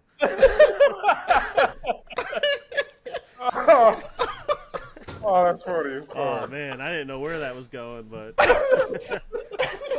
Like, yeah, it's definitely better. You must have good. Like, it's definitely bedtime.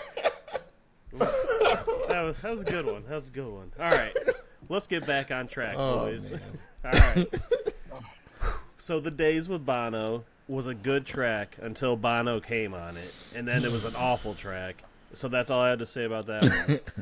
Cotton Candy with 2 Chainz is fire, B. That's a dope classic track. That's the only good track. That's the only good track Thank on you, the album. Jerrod. Thank you. I like 2 Chainz part. Come on, Bro, I'm trying. I Come promise you. on. I didn't really like that song. I like the Days. You haven't gotten to the next song that I like, Flex so I'm Up. gonna let you keep going. Flex Nope. Up. Island Holiday. Island Holiday, for people who are listening, is a Weezer cover, and he covers it pretty close to the original, and I thought it was dog shit. Loki's I theme. don't have to hear Wayne singing. I'm sorry. It's trash. Loki's theme, B? Is that the next? Loki's theme was okay to me. If I Play Guitar may have been the worst track on the album. Peanuts to an Elephant is getting slandered across social media right now. Yes. Come on, bro. And I actually like the beat on it. I just don't like Wayne. I think someone else could have done better on it. You know what it sounds like to me, Jerrod? What? That it's like that circus carnival music that Pusha T had on It's Almost Dry. Oh, I know what you're talking about. Yeah. If he could have yeah. tweaked something like that, he could tweak Peanuts to an Elephant beat. But that's for another conversation. Rari, people are liking that track. I saw. So I was waiting for you to get to Rari. I actually Rari's a thought, good track. I didn't know that was his son. Yeah, that's his I actually son. thought it was. Oh, I shit. wasn't paying attention to the song at the time. I actually thought it was like a female singer, but then I realized it was a son. I'm like, bro, like, I had no idea. wait, you could. That's the son he got with Lauren London. That's Yeah, shit. so I'm like, in my mind, I'm like, oh, that's the son. Okay, so Wayne, you can literally like retire, stop rapping, and just work with your son and help him get to a certain level or work with his craft. But like, Wayne, we don't need no more of your music, dog. Like, I can promise you that. I can promise you that. Maria with Andrea Bocelli and Wyclef. I actually liked hearing Wyclef on this, and it's been a long time since I heard a good Wyclef verse. So that I was like dope. that song. Yeah, That was actually it's so. different. Those two, Rari and Maria, those were the last two songs I added. I actually really like. I think "Being Myself" is my favorite track on the album, and that's because it reminds me of like New Orleans Yep. nostalgic music. Yeah. And Manny wasn't even on the track, but he was all over the beat, and that's classic Manny Fresh production on that. And I thought Wayne actually paid homage to New Orleans pretty well on that one, so Yeah. I enjoyed that. Moolah coming in, I think, is the worst track on the album. I think That's also his son, Lil Novi. we're, It's his Bro. son too. me and Malcolm were fried, and we're like, shoot, I've been to Novi before. It's like, that's not what I know. That's not the Novi I remember. I thought that track was god awful until I got to Alone in the Studio with My Gun, and I think MGK is the biggest poser sellout I've ever heard, to be on a track called Alone in the Studio with My Gun, and he just released a pop track last week. Right. Like, Yeah. bro, you're such a fucking poser. And then a couple months ago, he released a freestyle in the middle of Cleveland where him and the Bone Thugs are from, rapping his ass off. I'm like, but you still revert to this pop shit and don't even put a verse on this track. The best part of the track was Kodak. It's one of those moments where Kodak shines. He can make a bunch of bullshit in his life, but then once in a while he'll release a nice track like this. But and then Written History, I thought was just a meh outro. So at first, I gave the album, I said it could be anywhere from a 6 to a 7.5. Then I gave it a 6.5. My final rating is a 5.2. So that's where I'm at with it. Yeah, I want to hear what Jerrod think. I haven't heard Jerrod say much. I've seen him shake his head, and I've seen him laugh. I want to hear what Jerrod thought about this album. I listened to this shit on the way to Chicago, I had a feeling. bro. we got to track 7, Oh boy. and Kiera was like, "How many tracks is on this album?" I'm like, 19. She said 19. Oh no, you got to turn this the fuck off, like right now. So then I listened to the rest of it, in pieces throughout that weekend. So here's the thing, man. I seen a lot of people like making excuses for Wayne and shit like that, bro. And like I just, we gotta keep it 100. We gotta be fair on all this shit. Like, we always complain about the long track listing. It was 19 tracks over an hour long. We always complain about albums being bad if they, the production isn't on par. The production is not on par. We always complain about albums not having, like, direction. This album is all over the place.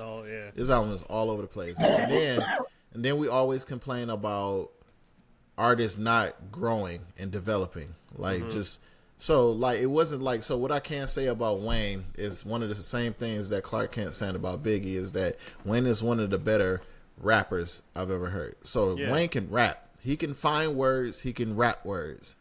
Vocabulary not strong. You know what I'm saying? Like, and he don't put much effort into the subject matter. It's the similes though, where he's always shined.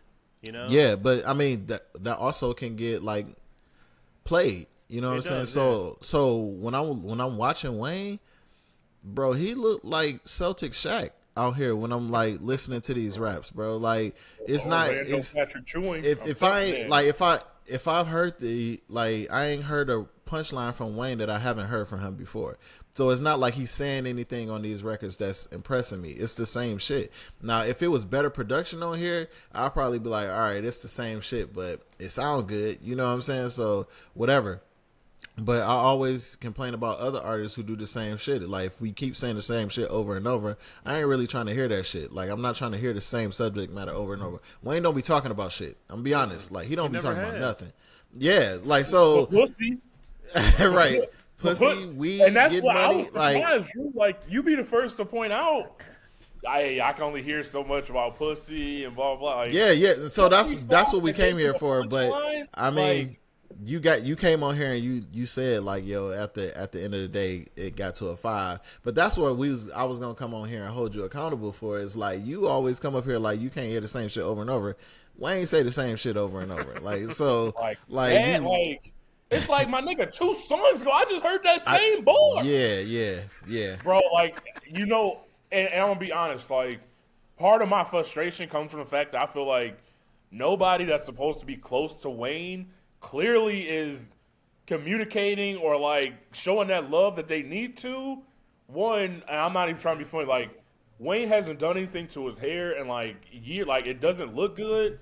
Like, the way he raps is almost like, one thing I always appreciate, you hear stories of like how Denzel Washington won an Oscar, still goes from time to time to acting classes just because there's a certain level of humility, as if like, I can always get better, right? Like, and I heard that actually from Drake, quoting that while he was working on his voice. This is way back before he got big, but like, there's a certain part of, if you call it, he has a song specifically talking about fuck all that, I'm the GOAT, right? Mm-hmm. Bro, there's no part of that album in which you can listen to be like, he's like Nas, who is still like getting older, bars are getting better, like arguably like improving, working on his craft. Drew, you talked about Will Smith, who up until even still now may have a top 10 album possibly, but like, when I talked about Redman, you guys have said y'all had heard that album before, but that was my first time hearing Redman. Like, bro, if you listen to that Redman album and then go listen to this new Carter 6, like, it's not even in the same league, bro. Like, Wayne clearly isn't working on his craft anymore. When you see him performing concerts, he's got fucking 50-inch TV screens so he can read his own lyrics. Like, bro, it's sad. And I kind of was joking about like the addict thing, but like, clearly that may have some truth to it, because you cannot tell me somebody close to Wayne or that he worked with in the past listened to this album, or he said, hey, what do y'all think? And he got positive feedback from majority of people he asked. Like, there's no way. It feels like this is a Carter 6. I'm going to get a bunch of features. I'm going to just put some shit together. I'm going to give it to my fans. And I know at the end of the day, there's always going to be a demographic of Wayne fans that act like he hasn't fallen off or can do no wrong. Like, bro, that shit was terrible. I think the rhetoric that upset me the first, because I hopped on Facebook that morning before I even thought of listening to the album, and I just saw nonstop pictures of old NBA players on, random ass teams, and I was like, come on. I was like, give it a chance. Like, it hasn't even been 6 hours yet. But like, the one that I saw that really pissed me off, somebody posted a long fucking post just like, Wayne's never had substance, direction, conceptual albums, blah blah blah. All he does is rap. I'm like, yeah, and he's always done that. So like, what's your particular problem with this album then, if that's all he's doing? Like, I went into this album like I said, I just wanted to hear some witty punchlines, maybe a double entendre or two. And then, like I said, I heard them for the first few tracks, I was hearing that, and then it just went off the cliff after that with like the production, especially. That lost me. There's never been really direction in Wayne albums. Like, you can go back to the Carter 3 even, there's not really direction in that album. It's just tracks, it's just all high quality tracks laid out, that became hits. I think the only one I will say Carter about 1 and 2 I feel had direction, Yeah, Carter 3 it started getting more mainstream, but also what they did was they structured it to where like the skits and the interludes will give you like break up the album to where like you can reset. On 4 especially, and on 4 did the same thing as 3, like with that. And I feel like that's where we lost Wayne at. Like, well, Carter 4, I was gonna say you heard 5, and that was 22 tracks of complete nonsense. Like, but it's funny, Jerrod, because same thing what Kira did. I was playing it for Mariah. She was like, "Can we go listen to some tracks off Carter 5?" I'm like, "Oh, 5? Like, really?" And we went back and listened. I'm like, yeah, this actually does sound better than Carter 6 right now. Which is crazy to even think, because I hate that album. But like, the production alone was better on 5. That's what I feel like. I just feel like Wayne just does shit. He does. There's no thought. Like, the team that was around him from when he first was at started at Cash Money to now is not around him anymore. At all, like, yeah. I don't know. I don't know if Mac Main is still around. I don't know if Mac Main is still around. I know Cortez is not around. I know that old Young Money staff is not there no more. It's like I don't know who's around him, but you can tell like it's Probably a bunch of new yes men. kids. Yeah. Yeah, you can tell it's a bunch of yes men that just are around him because he's Lil Wayne. Ain't nobody really trying to help him become better as a person. You can hear it in the music. You know what I'm saying? So like I think a lot of people be holding on because like one of my best friends. He said the same thing. He gave the album a 6, and I was like, let me ask you a question. If that album was like, if it was a blank CD cover, it didn't tell you the artist, it didn't say the name Carter 6, and you just had to listen to the music, would you give it the same thing? He was like, no. He was like, no. Like I know that I'm giving a bunch of benefit of the doubt because it's Wayne. Right. And I was like, that's not fair to Wayne. And I wish more people would do that because I'm not about to sit here just because it's Lil Wayne, just because it's Jay-Z, just because it's Nas, and say that's good because I have such reverence for you. Like, I'm going to tell you it's bad. I'm going to tell you, like, hey, I like this. I didn't like this. I feel like you missing this. And I don't feel like Wayne put effort in this shit at all. I think all of this shit sounds dated. Yeah. Like, it's been in the archive for a long time, and they just put the best 19 songs they can find on that bitch and just put it out. You know what I'm saying? Like, and then even with the production, like Wayne didn't sit down with producers. If Wayne would have sat down, no, let me stop. He sat down with Manny Fresh. That's the only person he sat down with. You could tell on that one. You could tell on that one. If he sat down with anybody, he might have been in it. I feel like that 2 Chainz song came from the Collie Grove album, and it was a leftover from that. So that's why that's a good song too. Like, I feel like everything else was Wayne vocals, and somebody copied, like, pasted on Pro Tools the beat. You know what I'm saying? Like, that's what it sounds like.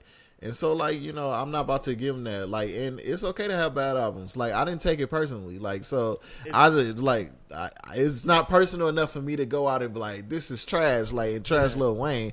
I'm just never going to listen to this shit again. That's all. I need to ask you a question because what throws me off a lot about this album, what are you trying to appeal to at this day and age if you're Wayne? You know, because you're a veteran in the game. You've been respected for years. Why throw people like Bono, Andrea Bocelli, and Wyclef on a, like, nobody who knows who the fuck they are besides us, you know? Right. Why the fuck would you put them on the album if you're trying to appeal to a new generation of kids, having your kids on this album, having Kodak and a couple other new guys on it? Like, what's your direction?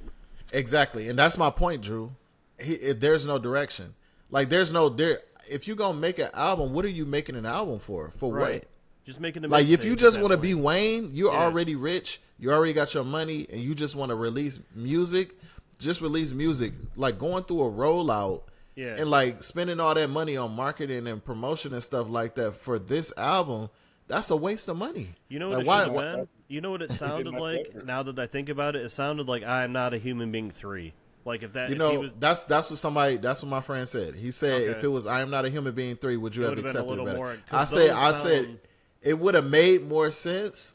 It still would have been trash. Like it would have made more sense as far as, like, all right, I see what you're trying to do here. As far as the direction of the album, it's still bad, but you know, I get it. It sounded like Carter 4 and Carter 5 mashed up. That's what it sounded like. Because 4, you got How to Love, and on this track you got Me and My Guitar, or whatever the fuck. That's the same song, dude. Like, then you got Carter 5, and you go back to tracks like, what is it? What's the one with Swiss Beats on there? The hit track. What the fuck, though? Where'd the love go? You don't have any kind of hit song like that on this album at all. So what song are you rallying behind as your lead single for this? That's what I don't get at all. There was no single. That's what I'm saying. Just release a mixtape at that point. If this was a mixtape or something. But he did that already. He released the Fix Before the 6. God, 2 years ago. Jesus. Drew, I really appreciate all the effort. I'm not trying to shoot him bail at all either, B. I'm just curious, like, what impresses me, you get guys like Nas now who made the King's Disease and the Magic albums. They weren't all great, but there was a lot of effort in those tracks. And then last year you got Eminem at his age, same veteran style as Wayne, older than Wayne, and you release one of your best albums to date.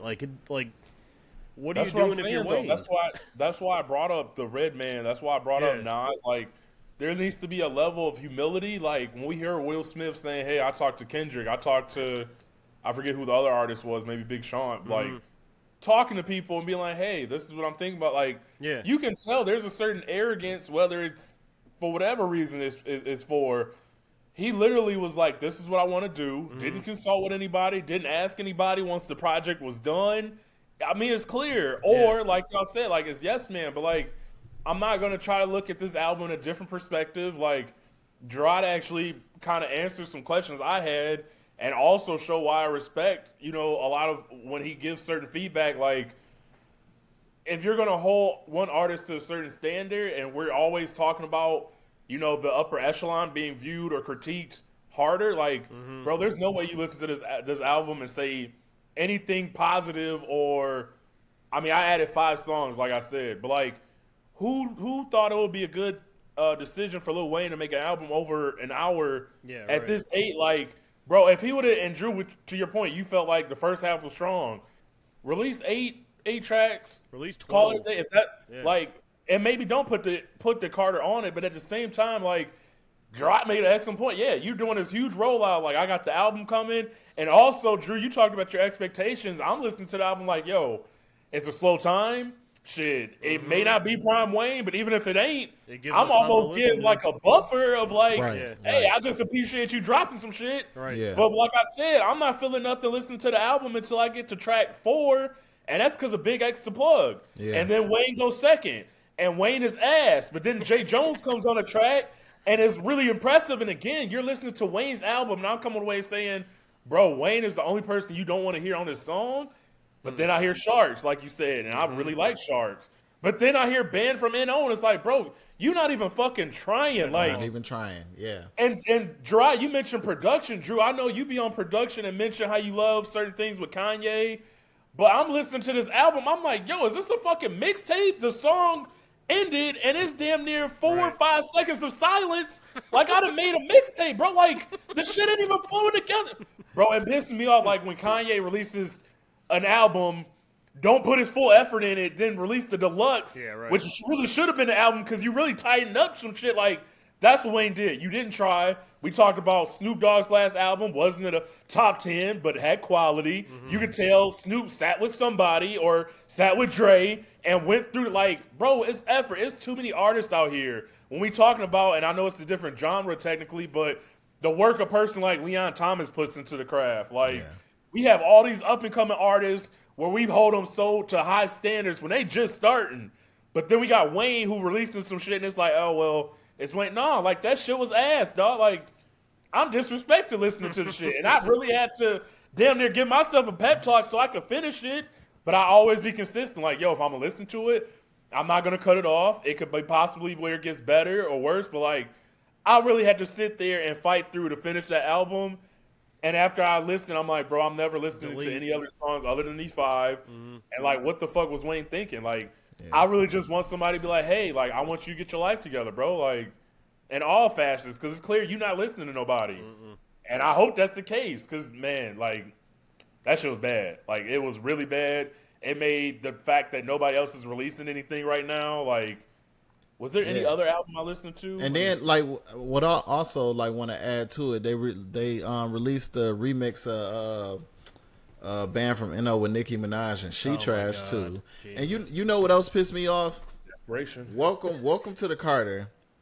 They thought they was getting like the next reiteration of Let the Beat Breathe, but that shit, like that sample doesn't exist. So that beat was made on AI, and that shit pissed me the fuck off. I didn't know that. Like, bro, like that. There's no sample that says that shit. If you listen to it, like that sample does not exist. You did not find nothing. You didn't speed up nothing. You made that shit with AI, and that shit pissed me the fuck off because it felt soulless. Like, you know what I'm saying? Like, and it's like you think because you add a choir to some shit, like you think that it's gonna bring up something, and it felt soulless. I'm like, yeah, all right, Wayne. Like, I see what you're doing here. Like, whatever money grab, because if it makes some money, whatever, I don't know. Like, whatever money grab this is, bro, like, it's just disappointing.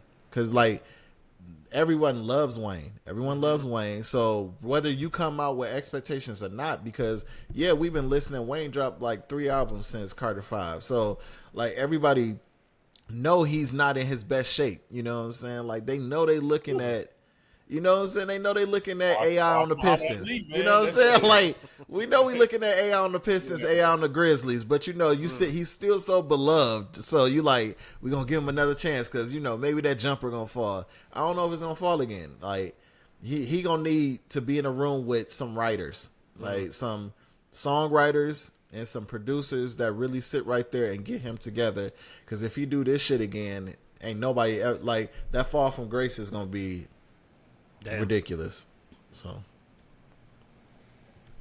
that's I don't want to keep shitting on it, but I don't have much positive to say.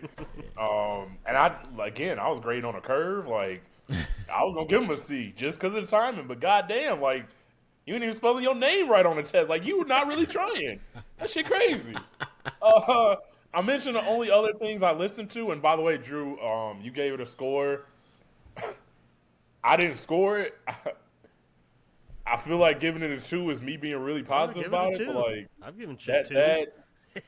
I feel like if I added 5 tracks, I can't give it a 1, so I'm giving it a 2. But like, what's 5 out of 19? Let's do the math. You gave it a 2.6. That's 5 out of 19. I'll give it a 2.6 then. I gotta be consistent. And it makes, I have to say, a lot of people, I've seen their opinions on social media, and I didn't get any arguments or anything. Like Jerrod said, like I'm not, overly passionate about this album to try to like shit on it publicly, but at the same time, when we get in these debates about other artists that may be more relevant, and it's like you're critiquing certain things a certain way, but then like Wayne, you're trying to justify or give it a pat. Like I can't really look at your perspective or your opinion the same way. Like, what 5 songs did you add? I only added 4. So I got hip hop, Sharks, Rari, Being Myself. Which other one did you add? I added The Days, and I had Rari too, and I had Maria. I'm not listening to The Days ever again in life. No. I have to. That was one song where I'm like, wait, I feel like I wasn't listening to it properly, so I restarted it. I'm like, okay, this isn't bad. Like, I was Lyft driving, and sometimes when you be Lyft driving, dude, you can zone out. Yeah. So like, I zoned out, and then I restarted it on the way somewhere. I got 9. That's just me. I know that. I'm really 9 out of 19. I don't know what to say. Yeah, like, right. I don't know. Like you be so critical. I'm like shocked that like you were okay Bells with so much. Dope, man. Bells is actually one of my favorites. Bells and Shark. I heard that LL Cool J came out because he had a concert in New York. LL Cool J came out and did Rock the Bells with him. I'm like, bro, he fucks with it then too. So me and I feel like that's why I dislike the song so much, is knowing how much I like LL's. Drew, remember what was it? There's a song that Snoop remade on his last album. You said he did a rendition of somebody's song and you like hated it. The Tom Petty song. Yeah. That's how I feel about that. Yes, that's how I felt about it. Yes, like, exactly. Like we was like, it's not that bad. Like you was like, nah, I ain't fucking. Like that's me. With that. I agree. Yep, same. I'm like, bro, that was damn near a song I skipped because, like I said, the pronouncing the end of the sentences, like, oh, you gonna fuck with this, but like, no, nigga, that shit is terrible. Do you guys think Sharks is the best song on the album? That would be the one, or if I had to pick another one, I could hear Sharks on the radio, honestly. If I had to pick the best song from this album, it would possibly be Sharks. Yeah. Okay. There's not a song that I could. There's not a song that I that I could be like, yo, I really love the way that Wayne was rap. Like every song I enjoyed. Damn near looking at the track. Every song had a feature. Hip hop, 2 features. Sharks, 2 features. And also, if I was me, just using my producer's ear, I would have structured Sharks differently, and it would have been a much better song. I don't think they should have started out with the hook, but yeah, it's Probably. Yeah. That's what I'm saying. Like Wayne needs like writers and producers in the room because like song structure makes a difference, dog. I would Like, have given Jelly Roll a verse, honestly. If I was right? Yeah, I just wanted wanted to start out with the hook. I don't know. I didn't like that. Like so, Humble like yourself, bro. Humble yourself, please. Like, it's clear you think you can't get no better. Like, please.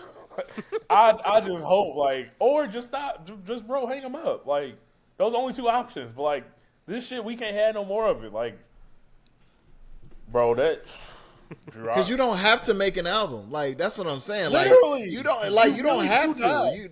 You are can not rap. under You any can rap type of until you die, but culture. you don't have to give us an album. And no one is gonna fault you for it. Nobody's gonna be mad. Like so, or like listen. I heard this idea too, and I was like, "Hey, that's not a bad idea." Him and Drake get together. I don't know if they cool, but I don't want that man nowhere near my goat. I don't listen. no. Like, I think it'll help the both of them. They both like, can't if I'm be honest, right I think it'll help the both of them because dude, Wayne this desperately Drake needs when you Drake's. let this shit fly, I promise you.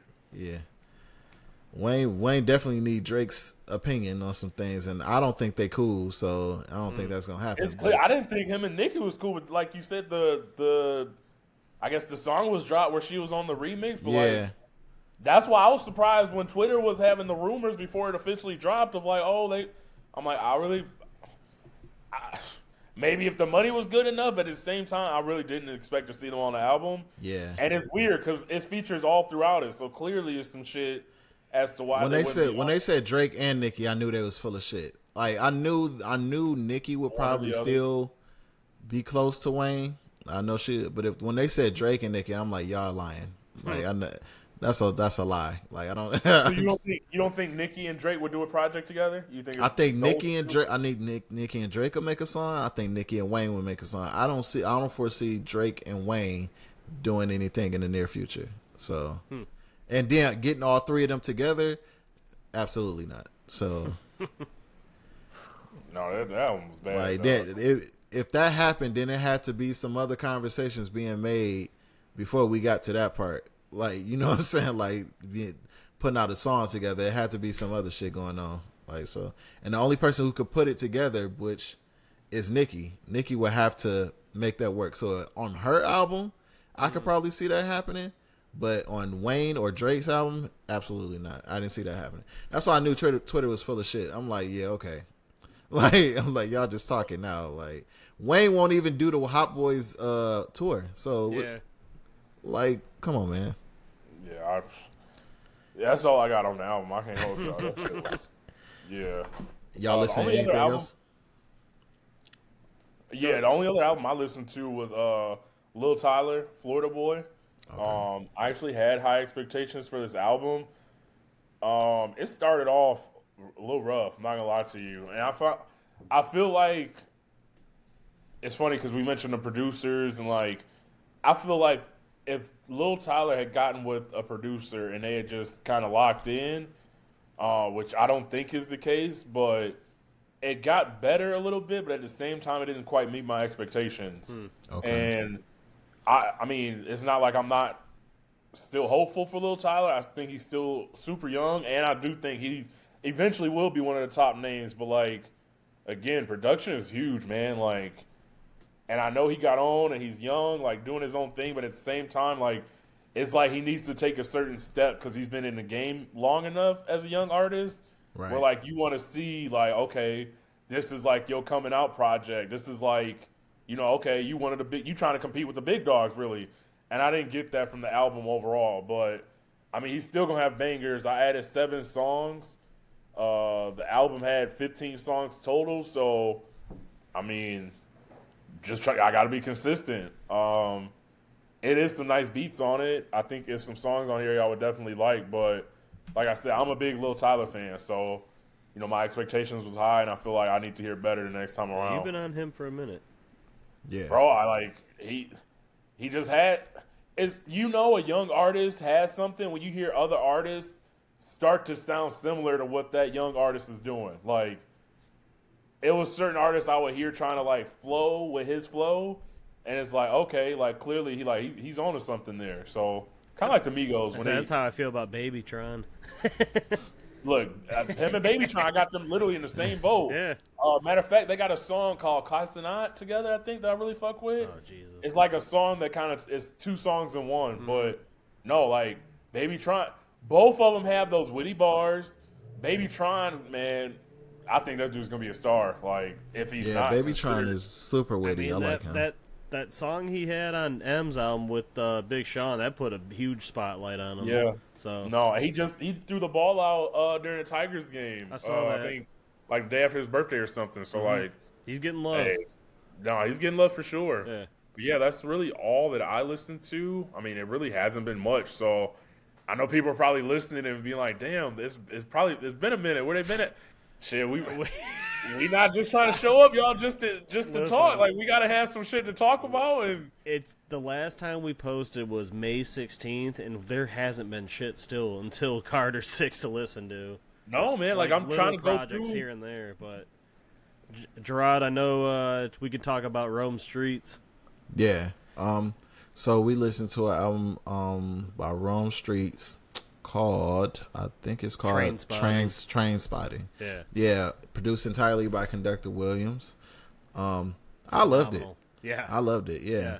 It's in my rap top album. Yeah. Yeah. He's part of Griselda and Conway and Benny and all them. And I when I heard this album, I was blown away the first time I heard it. I was like, Jerrod, you're gonna fucking love this album when you hear it. And then the other day I was like, hey, did you listen to that Rome Streets yet? He's like, not yet. I was like, do it please before the pod. And personally it's in my top 5 this year. But that's not saying a lot, but I think it will be in my top 10 because this album is very solid and he proves he doesn't need Griselda behind him to carry his own. Like technically he had Conductor. He does. So he's got Conductor, but I'm saying as far as like features go, they're not on it at all. Yeah. They're not on it at all. It's 14 songs, 34 minutes, and bro, he is flowing his ass off on this project. Yeah. Like bro, some of the best rhymes I've heard this year. He's definitely rapping his ass off. He got a feature with Method Man though. My God. We're gonna do that list one day, and I've been compiling it since we've done the pod. I'm a just send you that song, B. Yep. I'll listen to it. That song, Method Man was fucking smoked that shit. Okay, you hear me, bro? I text Drew right away, like, dog, what the fuck? Like, and in the year of our Lord 2025. Like, what? I think when I texted you, I'm like, bro, Meth smoked his verse. Just wait till you hear it or whatever. And he's on that list of what we said since we started the pod of ageless rappers. Like, no matter how old they are, they still sound like they just stepped in the booth for the first time. Yeah, he sound like he hungry and he trying to come get a record contract right now. Method Man sounds amazing, bro. Amazing. Like, yeah. But he's always been one of the best wordsmiths ever in the game. But like, he's always had one of the best hip hop voices, like pure hip hop. I've always felt, and he's perfected his flow and his craft so much over the years that like that no flow one's is ever perfect. Stop it. Method Man needs to call Conductor if Method Man do plan on releasing the album. That'd be fire. Yeah, because the pocket that he was in, I'm not even. Bro, this is not hyperbole. I promise to God, it's probably one of the greatest, one of the best Method Man verses you've ever heard. Like it's I agree. Unnatural, bro. Like, but That's actually really outside of Rome Streets getting his boot smoked on that song, he was. Otherwise, he was great. I would say he held his own until Meth came on it. But until Meth came on, right? Like, outside of that, Rome Streets was doing his thing. Like he was killing that shit. Like so, it's a really good album, really dope. Yeah, that's all I've listened to though. Just that and a bunch of shuffle mode, honestly. And then only other album I listened to outside of those 2 albums, B mentioned it earlier. Leon Thomas, he had the deluxe to Mutt called Heal, and you know what I appreciate about this, SZA does the same thing too. When they release deluxe, is essentially a new album, right? And it doesn't like you could tell it's related to the original, but it's not like the same shit with just remixes. Leon created a whole new album, like, and that shit is incredible. I gotta hear it. So it was really good. And that's all I listened to for sure. Double check. I started Exhibit's new album, Kingmaker, and Oh damn! I got a couple tracks in. I was like, this is giving me those Ice Cube vibes that I got. Oh, like damn. it's just a little. It's better than Ice Cube though. I will say that. It's just his flow. It's not as sharp as it used to be. Yeah, you know, it's dated. That throws me off. You know what, Exhibit. I think his lane is. I mean, he started out as a rapper, so obviously that love is always going to be there. But after I heard him on DJ Head's podcast, he should get into podcasting. I think really? that he should. I think he should go into that lane because, like, we all used to watch Pimp My Ride.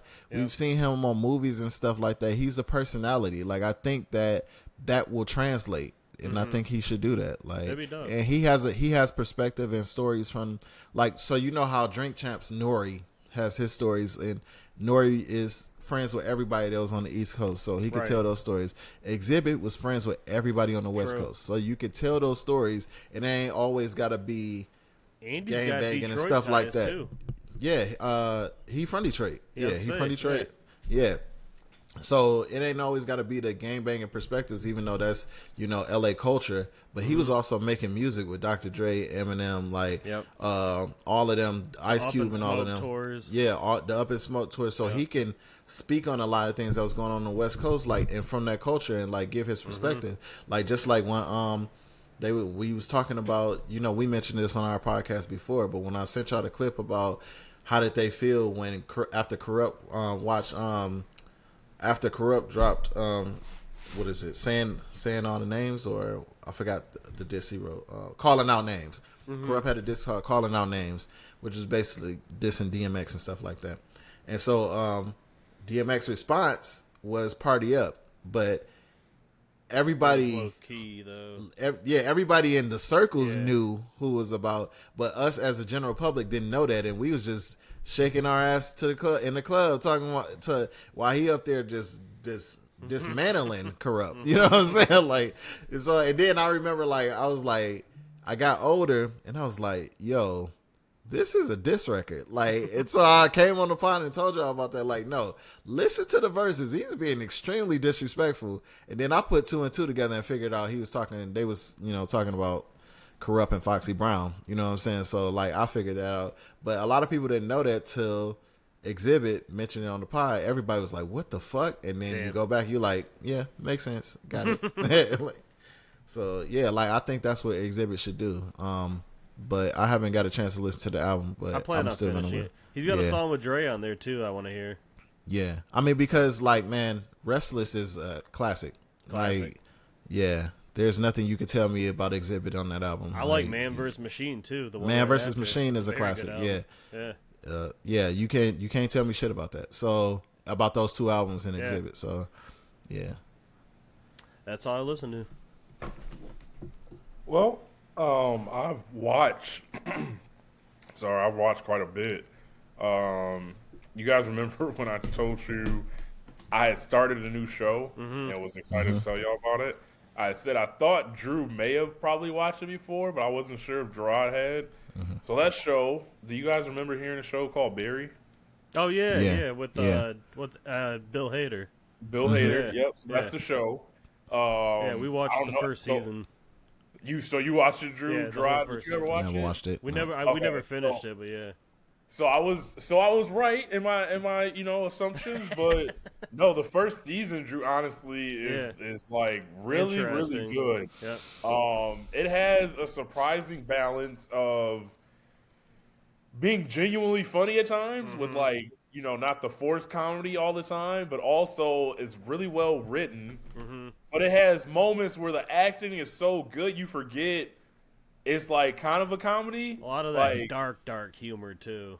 It's dark humor, but also there's moments where serious acting is occurring, and you oh shit, you don't even realize. I didn't know Bill Hader could be serious and convincing, But Jerrod, the premise is he's a sketch comic, and he's taken sketch comedy classes, but ends up in a predicament where he may have killed somebody. So, damn. Well, it's complex. So yes, and no. So Drew, yes, but he goes into the acting class. He's a hitman, Right. and he's a depressed hitman who's looking for something like that. It's Just so wild. funny as Yeah. fuck, right? A depressed hitman is hilarious. That's hilarious. He's looking for some sense of purpose because he ain't really feeling the job no more, right? Like it's starting to weigh on him, pun intended. So he goes into this acting class following a hit, and the dude he's supposed to, do the hit on ends up doing a scene with him. Don't really do shit, but they get an applause, and that applause gives him all of a sudden like A rush. just yeah. like, oh wow, like I feel something. Yeah.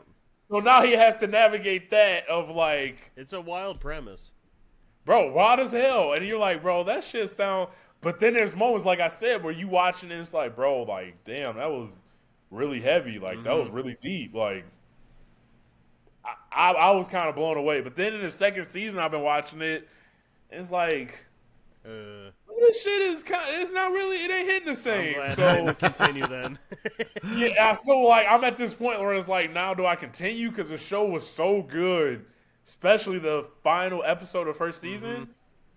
But now it's like, bro, this shit, like, I don't really know. So we'll see. Yeah. But that's the show I wanted to share with y'all. Andy actually recommended it to me years ago, and I only watched that first season. But I'm like you. I'm like, do I watch more or no? You said Andy did? Yeah. He said Okay. he really Yeah. liked it. No, yeah, that's okay. Fuck with Andy. I watched, so The Accountant 2 came Damn, on. to I haven't Amazon seen Prime. it yet. Fuck. Bro, it's on Amazon Prime. Check it out. I know. I'm gonna It's wait. fire. It's fire. Is it good or bad? Just It's let me good. know. It's good. It's good. Don't Bad. get- don't Bad. get Bad. disappointed. Bad. But I'm Because you know curious how I feel about the accountant. So like Yeah, Yeah. I'm curious because you know how we feel about John Wick. yeah. This one is different, but like I don't want to tell you why I feel like it's different, but I feel like you'll still like it. Like it's not Okay. different. Like you're gonna be watching like what the fuck is this shit? It's just like, oh, this is the new spin. So, Okay. but hell, I was seeing people that said like it wasn't as much action. That is bullshit. It is definitely action in that shit. Nah, I know you'll like it. I'm just curious how you'll like it compared to the first one, because the first one was like Yeah. Fire. first one, yeah. Yeah. So, Yeah. so watch The Accountant 2. Okay. Today I watched the new trailer for the James Gunn Superman movie. I seen that. Yeah. Might have to reserve me some tickets. I'm tired of and talking about going. I would definitely go watch that shit by myself if need be. But I'm willing to roll with somebody too. But I'm tired of folk playing with Superman name, bro. And like I feel like this is finally that film that's gonna finally have him not looking as like a joke when compared to all the Batman movies. We'll see. But we'll see. You said what, Drew? Oh, I said, He we'll said, "We'll see. see." We'll see. It's We will. I've been let down by Superman many times. How did you like? Which one was that one? Henry Cavill, the Man of Steel. Yes. That was the best one to me. I was about to say, like, I actually really, Yeah. especially the first. I don't know. The first one, yeah. definitely The see- second one was the- Batman vs Superman. Okay, yeah, no, the first one was. Fire. People shit on that movie. I'm like, bro, that movie was the, good. The like, action was like high intense and like light bro, speed. the It was fight, crazy. come on, yeah. man. Like, him against why Zod you was trying to hold amazing. Superman, man? I don't get that. So I watched a lot of sports content. One being Carmelo Anthony discussing why he decided to get in the cannabis business. Thought that was super fire, and I've said it time and time again, man. I love this transition of Carmelo Anthony, and his podcast is super dope. It's right up there with my boy Jeff Teague's podcast. Yep. And then I also watched Carmelo discussing Cooper Flag and his expectations for his NBA I games. saw that. But he yeah. had Paul George on as a guest, and they also discussed Ace Bailey. I feel like I already know Cooper Flag is going to be cold, but like I think Ace Bailey, the more I hear about NBA players talking about their expectations for his game and how they like his game, like So I think you incredible. never seen Ace play. no, I think you'll like his game. I think you I will really like. wanted like I haven't even went to watch his highlights yet, but everybody just talk about him like they just know for sure he'll be a bucket getter. No, and I yeah, always expect that. yeah. I think you'll fuck with Ace. Yeah. I'm gonna have to check his highlights out then. Specifically you, I know the type of players you like. I think you'll like Ace's game.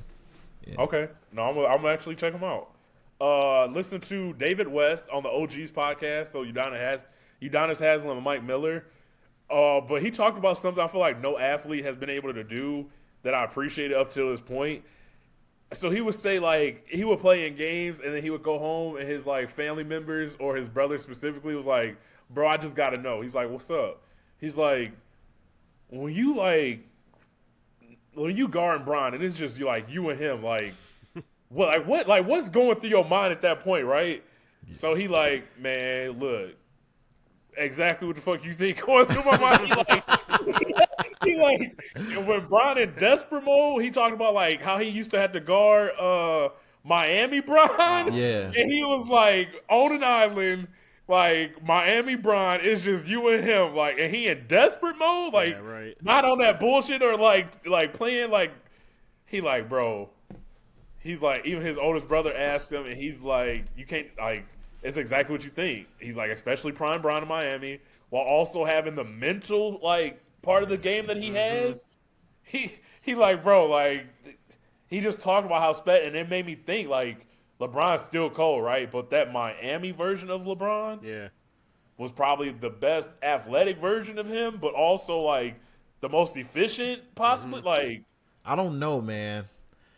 It's either that last year in Miami or that first year when he came back to Cleveland. Oh yeah. That was that what they call?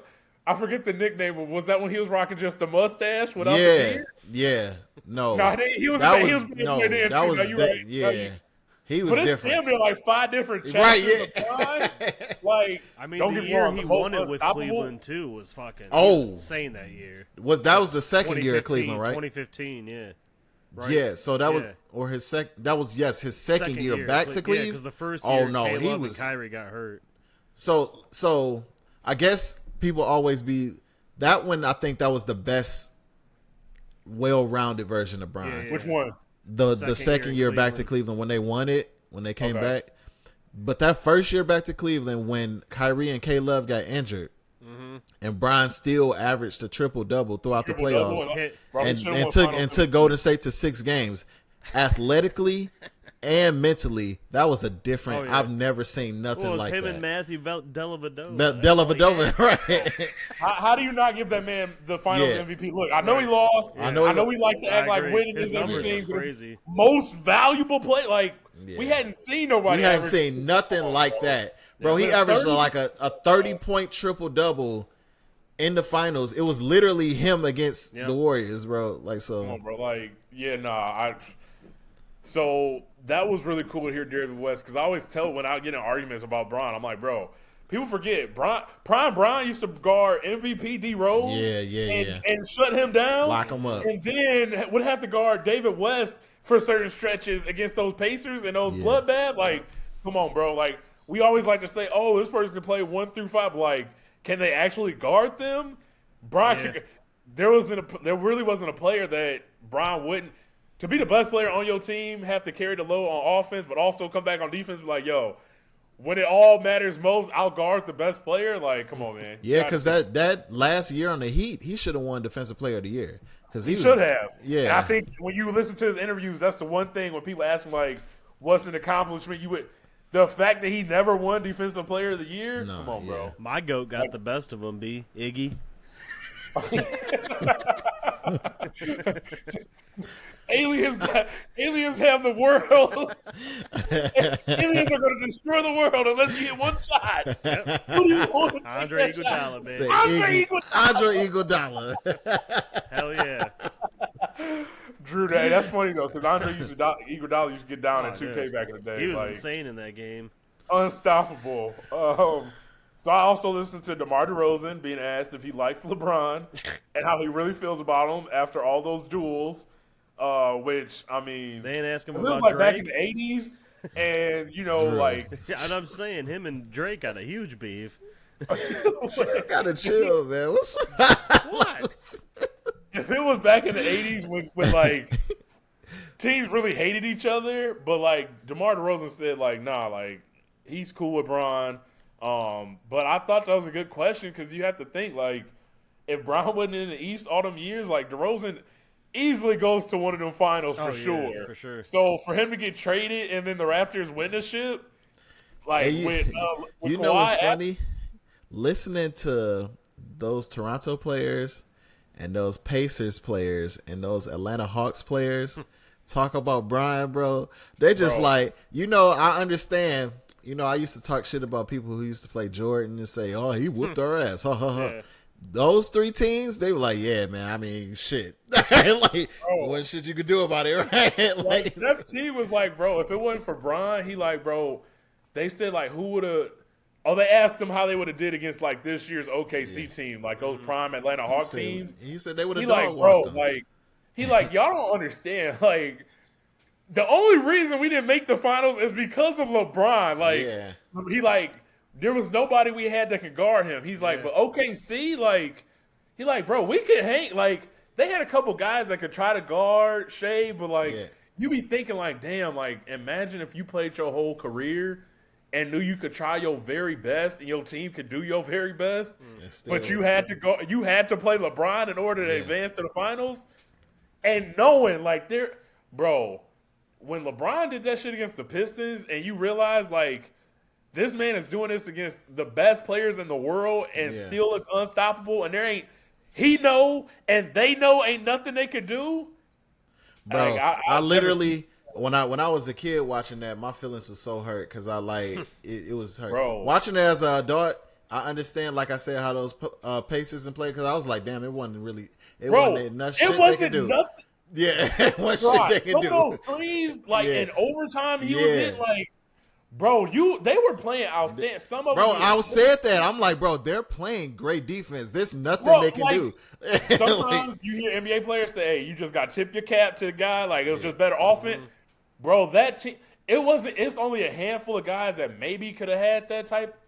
I've never seen it though. Like, that Pistons team was historic, and this man was dunking on Tayshaun, dunking on Maxfield. Like, I was thinking though, the Hawks had such a well balanced team back then too, with like really Teague, Joe, was it Kyle Korver at the three, but then Jay Smoove and Horford. That's a well balanced team. Yeah, like, bro, like no, like that Atlanta team was really good, and I mean, you arguably can see them almost being like maybe like the Celtics, when they had KG, like the well-rounded team away from making it. Yeah, the Celtics barely squeezed by Brian before he went to Miami. So, like, bro, you can see why a player be like, you can see in their faces in the interviews, bro. Like, they be sitting there as grown men, like, bro, this one man stopped me from getting the thing I wanted almost most in life, and wasn't nothing I could do about it. Like, I mean, who's to say one of those teams would have beat the Spurs though? Because those teams were just well coached and loaded, depth and everything. Yeah, no, I feel badly for DeRozan because like everybody else on the Raptors team finally got their championship, but like he was the one piece that got traded. Yep. And he was like at one point they was about to trade him and Lowry and decided not to. So it's like, damn, bro. But then you look at DeMar DeRozan's career, like, bro, he's been a bucket getter like literally ever since he came into the league, basically. Like, he's had a remarkable career. Really, the only thing missing is the year before, he was in contention for scoring leader on the Bulls. Yeah, no, he was cold with the Bulls, still cold with the Sacramento Kings. Like Spurs, he gonna always give you at least 20. Like the mid range gonna be nice. So it's funny to see him as like the old head. But he was talking about when he was a rookie, seeing prime Chris Bosh coming in and seeing like. Because he would say, like, Chris Bosh wouldn't, like, work out during the offseason and basically would start during training camp, I think, for the Olympics. Because he was in the Olympics. So he, like, took some time off. So he really wasn't sure as a rookie, like, what he was capable of. But he said, like, seeing Bosh, and you had to remember, like, Bosh was getting 40-point game, like, hooping. Yeah. He, like, bro, I'd never seen, like, a player hooping and, like, being that good at their craft. And it made me remember, like, damn, like, Prime Bosh was a bad boy before he went to Toronto. Yeah, bro. Like with the dreads, he like with the dreads too, bro. Cold. Yeah. I watched St. Brown Brothers interview on Isaac Tesla. Nice. Dope interview there. I watched Clay Matthews and Will Compton discussing on Bustin' with the Boys their never-ending battle with their back pain. And Will Compton was discussing. He was one time on the weight room floor in pain, but as like his teammates was walking by, he was playing it off like he was doing like ground workouts, He like, bro, I had to play that shit out. He was like, I was hurting so bad, Damn. I couldn't get off the weight room floor. And you just be thinking, bro, like we always look at these athletes and be like, damn, why he retiring early? Bro, they talk about like trying, like, so y'all are husbands. They talk about how their wives were like planning these trips. Like Clay Matthews was talking about his wife wanted to do like biking and hiking, and he was like trying to hang with her and doing everything. But like, he's like, bro, after we got done with everything, he's like, I had to literally lay on the ground Jesus. because like my back is hurting that much. And you be like, bro, that shit just make me sad because it's like, yeah, they get paid, but at the same time, bro, they in their 40s and like dealing with shit. You hear like 60, 70-year-old like, and like that's just I guess part of the what they call it, not risk, but I guess the investment of the trade off maybe, but and how is small things like grabbing a cutting board or something like that starts it, and it's not like the lifting of heavy things around the house. Yeah. They said they can do that all day, but like literally went to grab a cutting board and said all it takes is one tweak and they backs be fucked up. So, other than that, that's really all I watch. Other than the playoffs, what have y'all been watching?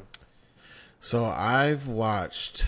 I watched that Captain America: New World Order. It was cool. I've heard bad things about I was about to say, I heard people not happy with that film. It was cool. It was mid. Bo said it's in mid. the top 3 worst Marvel movies. It's not that bad, but it's bad. Well, it's not. I wouldn't even say it's bad. It's just not. I'm glad I didn't go to the movies and see it because like I didn't walk away from it like cool. But you know what? I also like I'm gonna be honest. Like I wasn't a fan of the Captain America franchise anyway. Yeah. So like it didn't like deter me from anything Captain America. Like Winter Soldier I like is the best one. Yeah, Winter Soldier is the best one. It's one of the best Marvel movies. Yeah, but then Civil right. Yeah. Okay, but that's an Avengers movie, pretty much. That's right. I was more of a fan of Avengers and Iron Man, so I wasn't tripping off of Captain America not being great. Iron Mans, bro. Yeah. Peak cinema, bro. Yeah. Been trying to tell Drew, like, and you can get on the bandwagon too. Y'all seen last year how lit season 6 of Love Island USA was. Season 7 is just as good. So we've been on that. So wasn't the show I was expecting you to say that about. Oh no, I'm locked in on Love Island. Y'all might even see my tweets. Like, I'm locked in. That's I get into it. So my wife, during the summer and stuff like that, she be gone a lot. So I don't be watching shows with her. So I have to find a show that I can watch and like not give a fuck about really. So I just started to shy from season 1 on up to here. So now I'm caught up. Have you ever watched it before? Yeah, I always watched it, but I took a couple seasons off because it was starting not to make sense. Like, and like sometimes when I'm watching shows, like especially shows that's about inner city living, it has to make sense to me and be realistic, because otherwise I'm gonna start poking holes in it. Pause. And the Shy is starting to do that, but at this point, like I'm committed now, so I gotta like follow through. Like it's like that's stupid, that wouldn't happen, that's dumb, that doesn't make sense. Like and just I'm just going, but I'm caught up now. So it's fun. To this season, I want to ask you something about that show, but go ask me. Ask. It's kind of controversial. That's a show I want to watch, but there have been multiple people that have told me like there's certain parts of the Shy where it feels like they're forcing, I guess, gay scenes that don't really make a lot of sense. And it's not that doesn't make me want to watch the show, but it's like they said it's getting to a point where it's like they don't even know what it has to do with the plot. And it's like when I hear stuff like that, it's like is a story. Basically, a lot of people have said the show has fallen off. So it's like, should I bother watching the shows or the parts that said or people said was really good, or is it worth watching anymore? So I was curious if any of that sounds accurate to you. I will say this: seasons 1 and 2, they had a different showrunner, and the plot was always about the South Side of Chicago and how it's like 6 degrees of separation. Like a young boy died, and there was I guess dominoes falls and how that's connected to that boy's murder. So like 1 and 2 is more connected, and then they got a different showrunner because some shit happened. But the creator of the show, Lena Waithe, is gay, and she always talks about the community and how they should be, portrayed more in art. You know what I'm saying? So yes, there are some scenes where you see transgender relationship with a straight person. You see a gay relationship. You see lesbian relationships and stuff like that. And it might be a little more graphic, and it might not fit within the storyline. But this is her way of showing, like, hey, we see straight sex all the time and nobody complains. So you're gonna see this and don't complain either. Like, just like you wouldn't complain for anything else. So yes, it is some scenes. Like, I'll give you an example. On season 6. One of the characters is running for city council. His chief of staff is gay, but it's also one of his friends' realtor. And so, like, that's why I say the 6 degrees of separation. Like, you see how everybody is connected to one another. Now you understand what part they play in the lives and stuff like that. Then they have a scene together where they're in their house because they're partnered, and then it's Valentine's Day weekend, so they end up having sex. But it's such a long, it's a very long sex scene. Like, and then, like, it's just like these two characters aren't like integral parts of the show. So it's like, why? Yeah. Why? You know what I'm saying? That, like, so the issue with me is part, not that them having sex, because I don't care about that, but it's about, this doesn't add to the storyline at all. It's just here. So like that, like, and that's what I mean about watching that show, is like, that's not, nobody cares. Like, if this didn't exist, the story wouldn't like go off. So like, why is this here? Like, you know what I'm saying? That doesn't make sense. But also, not even just a gay storyline, it's a lesbian storyline that did the same thing. Like, it was like a very long sex scene, like, and then it was like, they just, why? Like, why is this here? Like, you know what I'm saying? What is it adding to? I guess like, that's more so what I was concerned about, because but it's not. I wouldn't say it's a recurring thing. Like, it's not every episode. Like, where you're gonna get more. I will say this for that show. It's unnecessary sex throughout the whole series. But so, like, you're gonna get, it's 70-30. It's a bunch of unnecessary straight sex, and then it's unnecessary. 30% of this is unnecessary LGBTQ sex. So like, but it's unnecessary sex throughout the whole thing. So no, like that. Can you help kind of answer the question for me? Yeah. And to clarify, like, I'm not bothered by gay sex scenes. Sons of Anarchy is arguably one of my favorite shows ever, and at certain times that show used to like, it was like, yo, like, you talk about graphic, like, that shit was graphic, but you know, again, it's like, it just kind of has to make sense to me. Like, there was certain times in Sons of Anarchy, it's like, did y'all really need this? But that was straight sex. It's like, there are certain scenes where damn near every other scene, it's like, all those scenes with Juice were unnecessary, bro. Like, like there was prison, like, the stuff. It was graphic, is what I'm trying to say. But then Spartacus had a lot of, like, Jerry said that's why he stopped watching that show, because it was just. But listen, hey, Spartacus is about Rome, right? That's true, yeah. Them niggas was fucking all the time, right? So, like, that's part of the lifestyle, right? So, like, said all that to say, I've enjoyed shows I had in the past, but, like, if it gets to a point where it's like, I guess either gay or straight, it's like, was this really necessary? Like, are y'all just throwing it in here? Like, I need to make sense, I guess, a little bit. Like, if it's main characters, like you said, Jerrod, it makes sense. But two random people, it's like, I don't know, it just feels weird. So, but no, I feel like I need to watch the show, because everybody I've heard have at one point or another said that the show is really good. I just haven't watched it yet. So, really good is a stretch. It's not really good, so it's okay. Like I said, I'm gonna give it the first 4 seasons is really good, and then it just it falls off the cliff after that. Like after that's what I'm saying. Like the parts of the show they really enjoyed, they said were really good. Yeah. But a lot of people say, it's definitely a fall off. So it's a steep drop. But so I'm watching that. You know, I watched that. Then also this season of Top Chef, so I watched that. I'm really into I like culinary shows. I don't know.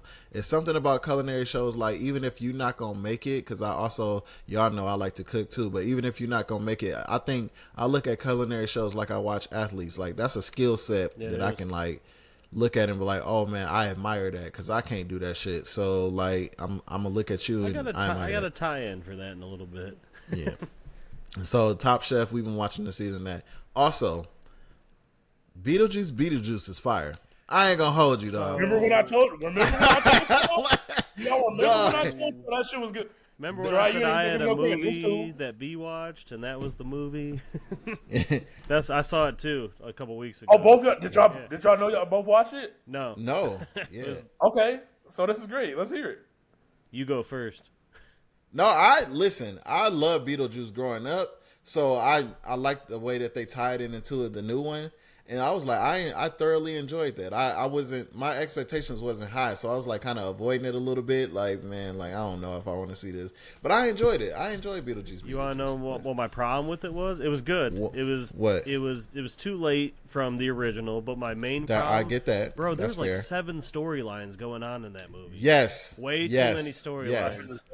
I can agree with that. I did genuinely laugh out loud at a few scenes though. So yes. Remember I told y'all Michael Keaton was acting his ass off.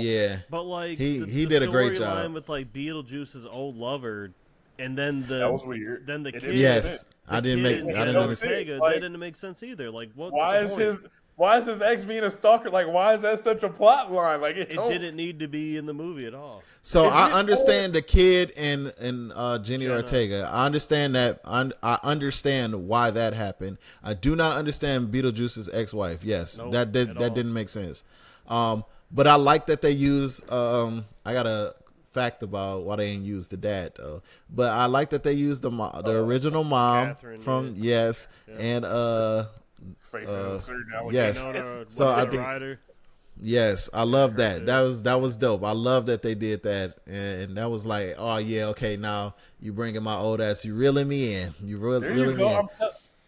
I cannot remember what I said when I watched the movie. I remember telling y'all that it was fun fact. Really so the guy who played the original dad in the Beetlejuice apparently got arrested for some pedophilia. So that's why he wasn't in the movie. But because they already had the rights to the original Beetlejuice, you could see his pictures and stuff. But he was not allowed to act on there, so they just used the voice actor, and that's why his head was cut off in there. And like it wasn't a head in there. Like it's just his body going after he got bit by a shark or something like that. So that's why that was in there. Because I was like, bro, like me and Kiera thought he was dead for real. Like, damn, did he die for real? Another random storyline though. Like that didn't even need to be in it at that point. I mean, you could have or so, but I was thinking like you could have just killed him off completely, but you can't kill him off if it's Beetlejuice. Like they still kind of so. But no, Beetlejuice was fire. Like I wasn't expecting it to be that good, and I enjoyed it. So it was good. Yeah. I remember telling y'all I wanted y'all to watch it. And yeah, you did, and I seen it on it. I feel like I forgot about it low key until I'm like, wait a minute. I feel like I told y'all that. So this is how y'all be like, yeah, B, you remember when we talked about that on the podcast before? So I got my moment. I feel good now. Yeah, good. But no, that's all I watched. Yeah.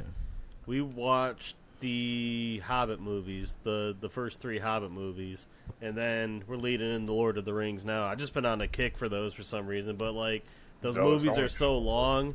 They're like 2.5, damn near 3 hours per movie, so we broke it up into like a TV show. So it's like we watched 3 seasons of a show pretty much with all those. That's smart. We how do y'all break it up? Like how do y'all 30 to 45 minutes per movie, or if she fell asleep, we just restarted the next day, which happened a couple times. But or like let's say it was getting late and we already watched like an hour and a half or something, and there was like a huge scene that just happened. When it went to the next scene, we're like, all right, let's resume here tomorrow or something like that. So it's a go. So now we're on the first Lord of the Rings right now. We're just gonna keep it going. That's pretty much all I've been watching. And then I told Jerrod I started back up Below Deck, the yachting reality show. God, it just got my attention. I love every Below time. Deck. That's bro. You know what it is, Jerrod? I love when they get their tips from each charter and they go out into the town each night and go blow money fast. Yeah. All the drama that was brewing on the ship explodes with alcohol. And then and I was talking, bro. I was telling Kier this. I'm like, bro, they have no choice when they go out and get drunk like that, because that job is not fun at all. That's the other thing. Then they're on the job for so long, they're cooped up in these little cabins. They're cooped up in the ship with all these like spoiled, rich guys, and it's just so much drama and tension built up to when they get that day off that they just let loose and start let loose on each other and that shit, and then the spiciness and the sex and all that and the hookups and the I can't be with you. Them hookups be funny as hell, and then trying to hide it from all your other crewmates be funny as hell. I saw one. They went to the club. Obviously they was messing around, and he was like, "Oh, I got to take her back to the boat. You know, she's gotten a little too drunk." Nigga, you took her back to the boat so you could clap real quick before everybody else got on, bro. That's the fastest. You know how they edit, but that was the fastest I seen somebody do what he needs to do to get it done, and got the fuck up out of there. Right? Got the fuck timestamp. It's like 2 a.m. Next thing you know, it's 2:06. Exactly, it is. He's tipping out of the room to go there back. I'm like, that's hilarious, bro. If you catch some of the quick edits, like it's kind of they show a lot sometimes. Like there's the one time Mariah and I saw a guy got up from bed just bricked up like after a girl left. We're like, Jesus Christ, like they can't show that shit on TV. And sure enough, someone missed the edit, and you see some shit on there. But like, I was gonna ask you, who's your favorite captain? The lady captain. Sandy? The lady captain. Sandy. I like her. Lee. Did you know Captain Lee's from Michigan? I did not. Yeah, I did not. He's a Michigan native. That's why and he's all about business, Yeah. He's strict. That's why I like him. He's no nonsense. Sandy's cool. Like she's lenient. She's super chill. Like that's why they be fucking a lot of shit up though, honestly. They abuse the power. Yeah. She's super chill, but I like her. It's a great show. Yeah, one of my favorite reality shows. But that's all I've been watching. And then sports. Yep, obviously. Yes, the finals. And I've been watching Stanley Cup finals too, just to kind of fill in the gaps of the days. Yeah, it's been okay. I can't get into it without the. I mean, I guess I haven't tried. I feel you without the wings being in it. Yeah, I gotcha. Hey, some of my boys say it's been some of them games. Bro, the first two games went into overtime, and that shit. The second game went into double OT, and bro, and I'm up at like 1 a.m. watching playoff hockey still. I'm like, this is kind of dope. Like, no, that's fire. You don't get that too often, but yeah. So I've been watching sports obviously too, but I did have within Played, I had the first trailer for the interactive James Bond 007 game. Fire, yes, bro. First Light. Yep. It's the same people who made the Hitman games. Bro, I'm mad it's coming out in 2026. That shit looked incredible. Yeah. I definitely want to play that. But then also, I feel like video game trailers been on fire because the Madden, but more specifically the NCAA football trailer. Yes. I'm like, it is definitely that time. I cannot wait. I feel like Madden is trying very hard to reel me back in because, to be honest, last year, that was the fastest I ever stopped playing Madden. And I was very content with not playing the game anymore. Bro. I was just going to focus on NCAA. But I'm not going to lie, it does look like they're putting some effort into some things that the community's been asked for. We'll see. I'm still not sold because I feel like it could be one of those times where, overpromise, underdeliver. Yeah. But there's been some things that people have been asking for that they finally have done. And, these are things that we're talking 10, 15 years. So we'll see. But I hate when they slow drag the things that they were asking for. Like Madden to do some shit where they want you to play year round. So they're like, oh, we're not gonna put this update to 6 months later. Season 3 release. It's bro. You're confident I'll be playing for that long? Okay. Bold strategy there, Connor. Okay. All right. But no, I just want to include quickly that there's some very nice video games that look like they're on the horizon. So, all of us being gamers ourselves, I'm looking forward to that. Have you ever heard of the game called Death Stranding at all? It's with Norman Reedus from Walking Dead. He played Daryl. I honestly I don't know if I have. I know I've heard of the Walking Dead games, but I don't. You I don't know if you I remember heard that Daryl, one. right? Yeah, for sure. So he's in this game. It's the same people who made Metal Gear Solid back in the day. And I'm not gonna lie, this game has a hold on me right now. And you don't really do shit in the game. You're a courier. You deliver packages from one site to the next. Maybe you kill a couple people on the way. On the motorcycle? Yeah. Oh, it's like a futuristic motorcycle, but like it's about America's like all fucked up. It's overgrown and everything, and you're trying to like restore a bunch of like hubs back together to get them back on the network. I think I did. I think I mentioned that game actually watching walkthrough, or I texted you. I texted group chat. I think about it, but no, I think I did weird. watch that. Yeah, but all you really do is deliver packages, and that's the essence of the game. Can't you upgrade your motorcycle in that game? You can upgrade. Yeah, you can upgrade the freeways that you drive on, and it's. Drew, you gotta stream that. You have to stream that. I would love to watch you play Here's the kicker about the game. I have a 9-month-old daughter right now, and in the game you have a little baby attached to your suit. And if you fall and trip and the baby gets aggravated, it starts crying. My PTSD lately, bro. I had to turn the volume down on my controller because the baby starts crying through the controller. So when the baby's crying, I'm looking at my baby monitor and I'm like, "What the fuck is making this noise?" So like, you have to rock the controller back to sleep when the baby gets aggravated, and I'm just, it's a lot. But somehow this game has an absolute hold on me, and I can't explain it. Drew, please wild. stream it. I will. You got to. It's gorgeous. It's a very pretty game, but yeah, I will stream it for you next time I play. That's the shit. I could get high and watch that and be like, just watch me deliver some packages. Bro, life is good right now. I'm watching my boy put in a hard day's work. So, what else can I ask for? My thing, like lately, like when Mariah goes to bed or something, I'm like, all right, time to take care of my other child. Yes, that's been the game I've been playing lately. It's been fun. Kier's been playing a game. Which one? It's a Xbox exclusive. It's also on PC. It's called South of Midnight. So I don't know if y'all heard of it, but it's about it's a game set in a gothic fantasy in American Deep South setting. It follows a girl journey after a hurricane devastates her hometown. I've heard in the about Deep this South. game. Yeah. So that shit fire. No, yeah, it's really good. Yeah. Like it's fun to play. Yeah. Jerrod, can you post the name of the game in the chat? Yeah. I'm gonna try to find a stream of it. No, it's so fire, and I've been helping her play it too. But yeah, it's a good time. Is it hard? Pause. It. I know that was crazy. Oh man. Hey. Is it a tough game though, or nah? It's not hard. I think that if you've played a bunch of fantasy games before, you'll be able to figure it out. Okay. You know, so I've seen the trailer, but the storyline is fire though. Like and then like it's fun. Yeah, it's fun. Yeah. Like so like there's a lot of good games out right now. Like Resident Evil and shit like that. Like it's on that tier, but it's a fantasy game, so you got to go through different like storylines and stuff like that. So yeah, it's cool. So we've been playing that. I'm interested. Yeah, that's fire. I love that.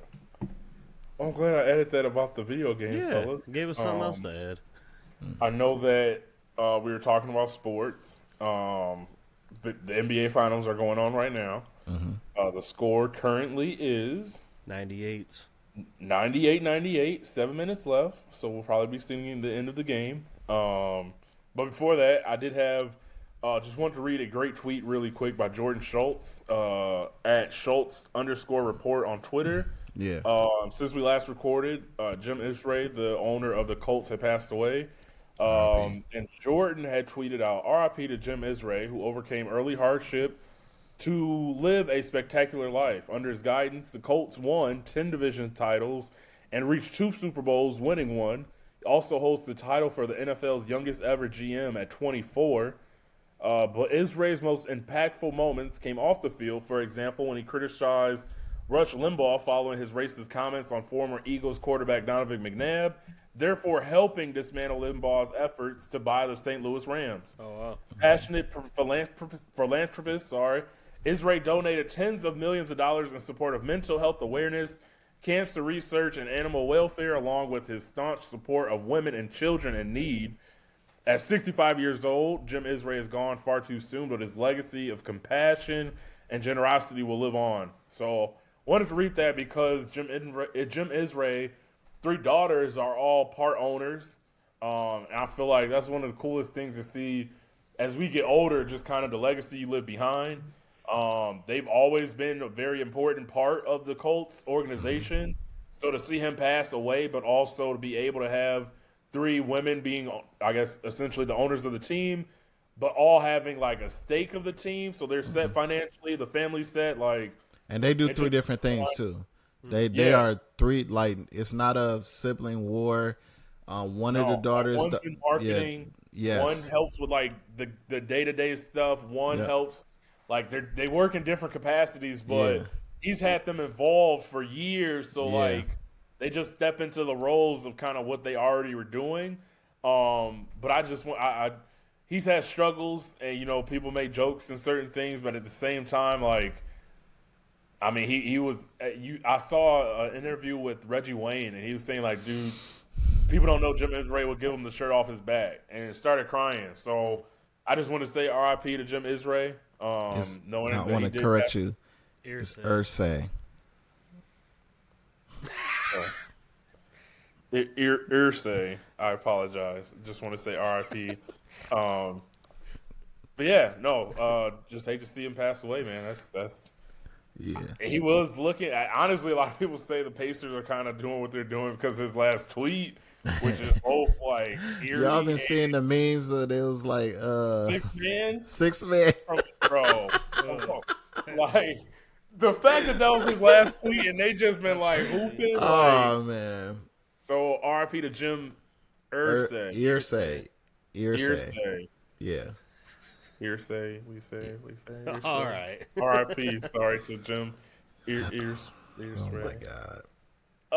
The 12-team college football playoff will move to a straight seeding model this fall, rewarding the selection committee top 4 teams with the top 4 seeds and first round buys. So I'm curious how that'll work out. But we were talking and discussing the NBA Finals.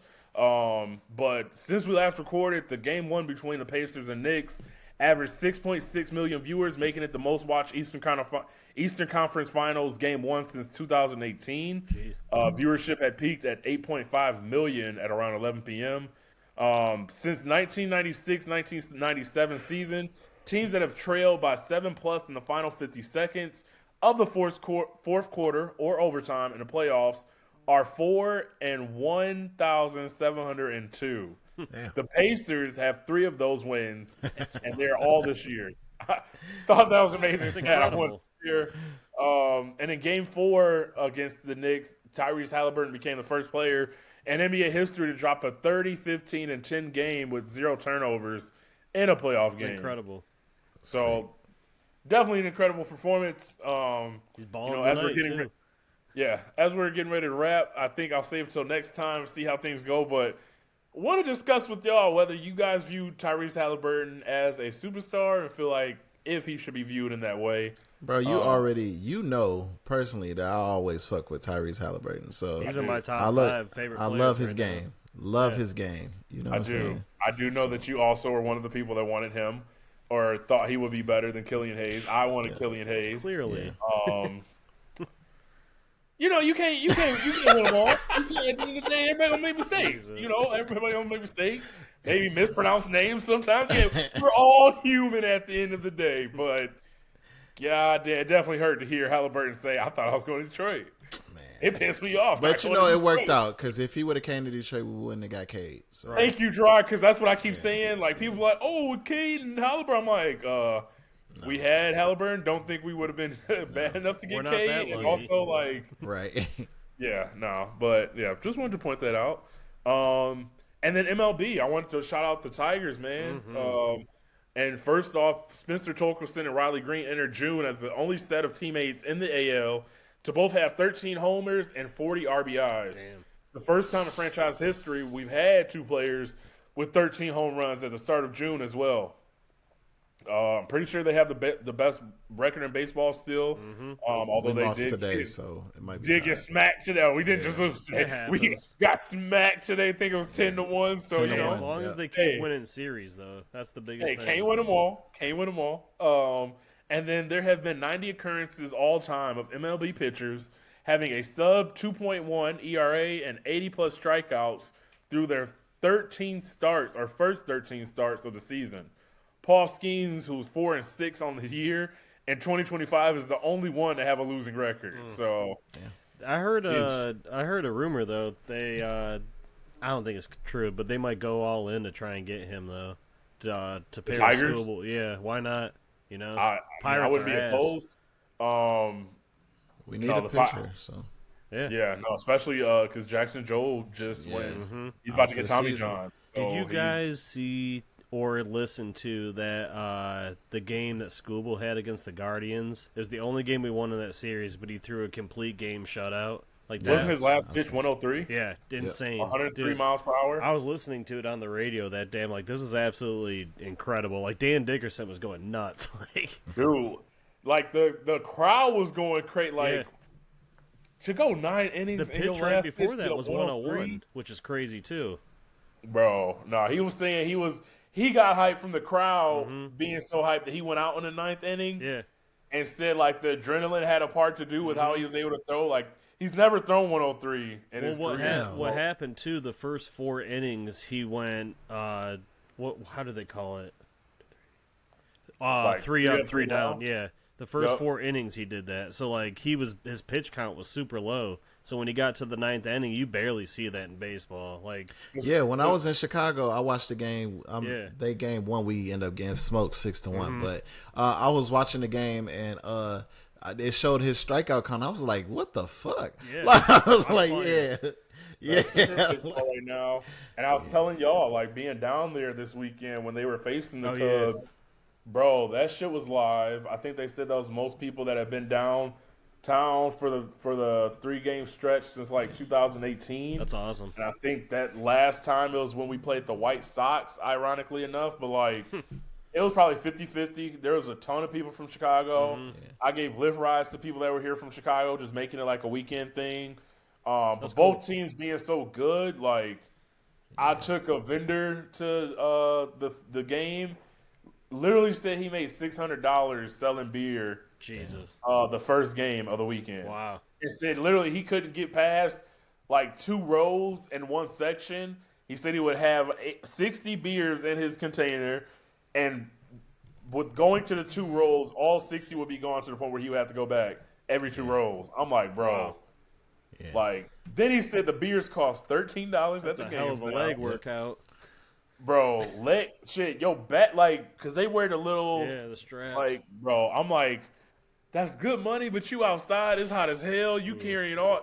He like, it'd be some people that carry like 90, like, you know, beers at a time versus 60. So he said 60 what he managed, but like other people, bro, I'm like, bro, Jeez. that's $13 for a beer. I don't drink, but I know you can get a like 6-pack for $13 at the grocery store. That's wild. That's about regular for stadium beers, though. Yeah. I mean, regular for stadium beers, but at the same time, damn, like $13 for a beer. Shit, Yeah. go Ooh, to you gotta date this Pine drinking Knob too? for a concert, like 17, 18 a beer. Yeah. Look, man, hey, I don't got nothing against people that drink, but I know when I be seeing them bills when I go on dates, I'm like, thank you, Lord. Thank you. Oh, nah, bro, that's whoo. Oh my goodness, but that's all that I had. Did you guys have anything else that y'all wanted to touch upon? Just RIP to one of the greatest musical innovators of all time in Sly Stone. You know what I'm saying? So, yeah, he's the founder of the band Sly and the Family Stone. So, if it wasn't for him and the music that he created, a lot of the music that we listen to in hip hop wouldn't be here because of him and his innovation. So, RIP to him. But yeah, that's other than that. Draw. The only other thing I had was fuck Chicago drivers. bro. I forgot to add that when you were talking They so about it. trash, bro. Terrible. They so trash, dog. Yeah. And yeah, fuck that. Like Yep. I'm not. Yep. No, I'm They gonna just go on a ended rant. on Yeah. They had my baby flustered. I almost got out the car, let the chopper sing. You know what I'm saying? The But worst you know city ever to drive in. we persevered. You know what I'm saying? Yeah. So That's all I got, B. On that note, this has been another highly anticipated episode of Two Hip Hop Senseis and a Casual. And until the next time, man, y'all be easy. one. Until the next released, take care. There ain't been shit. Oh man.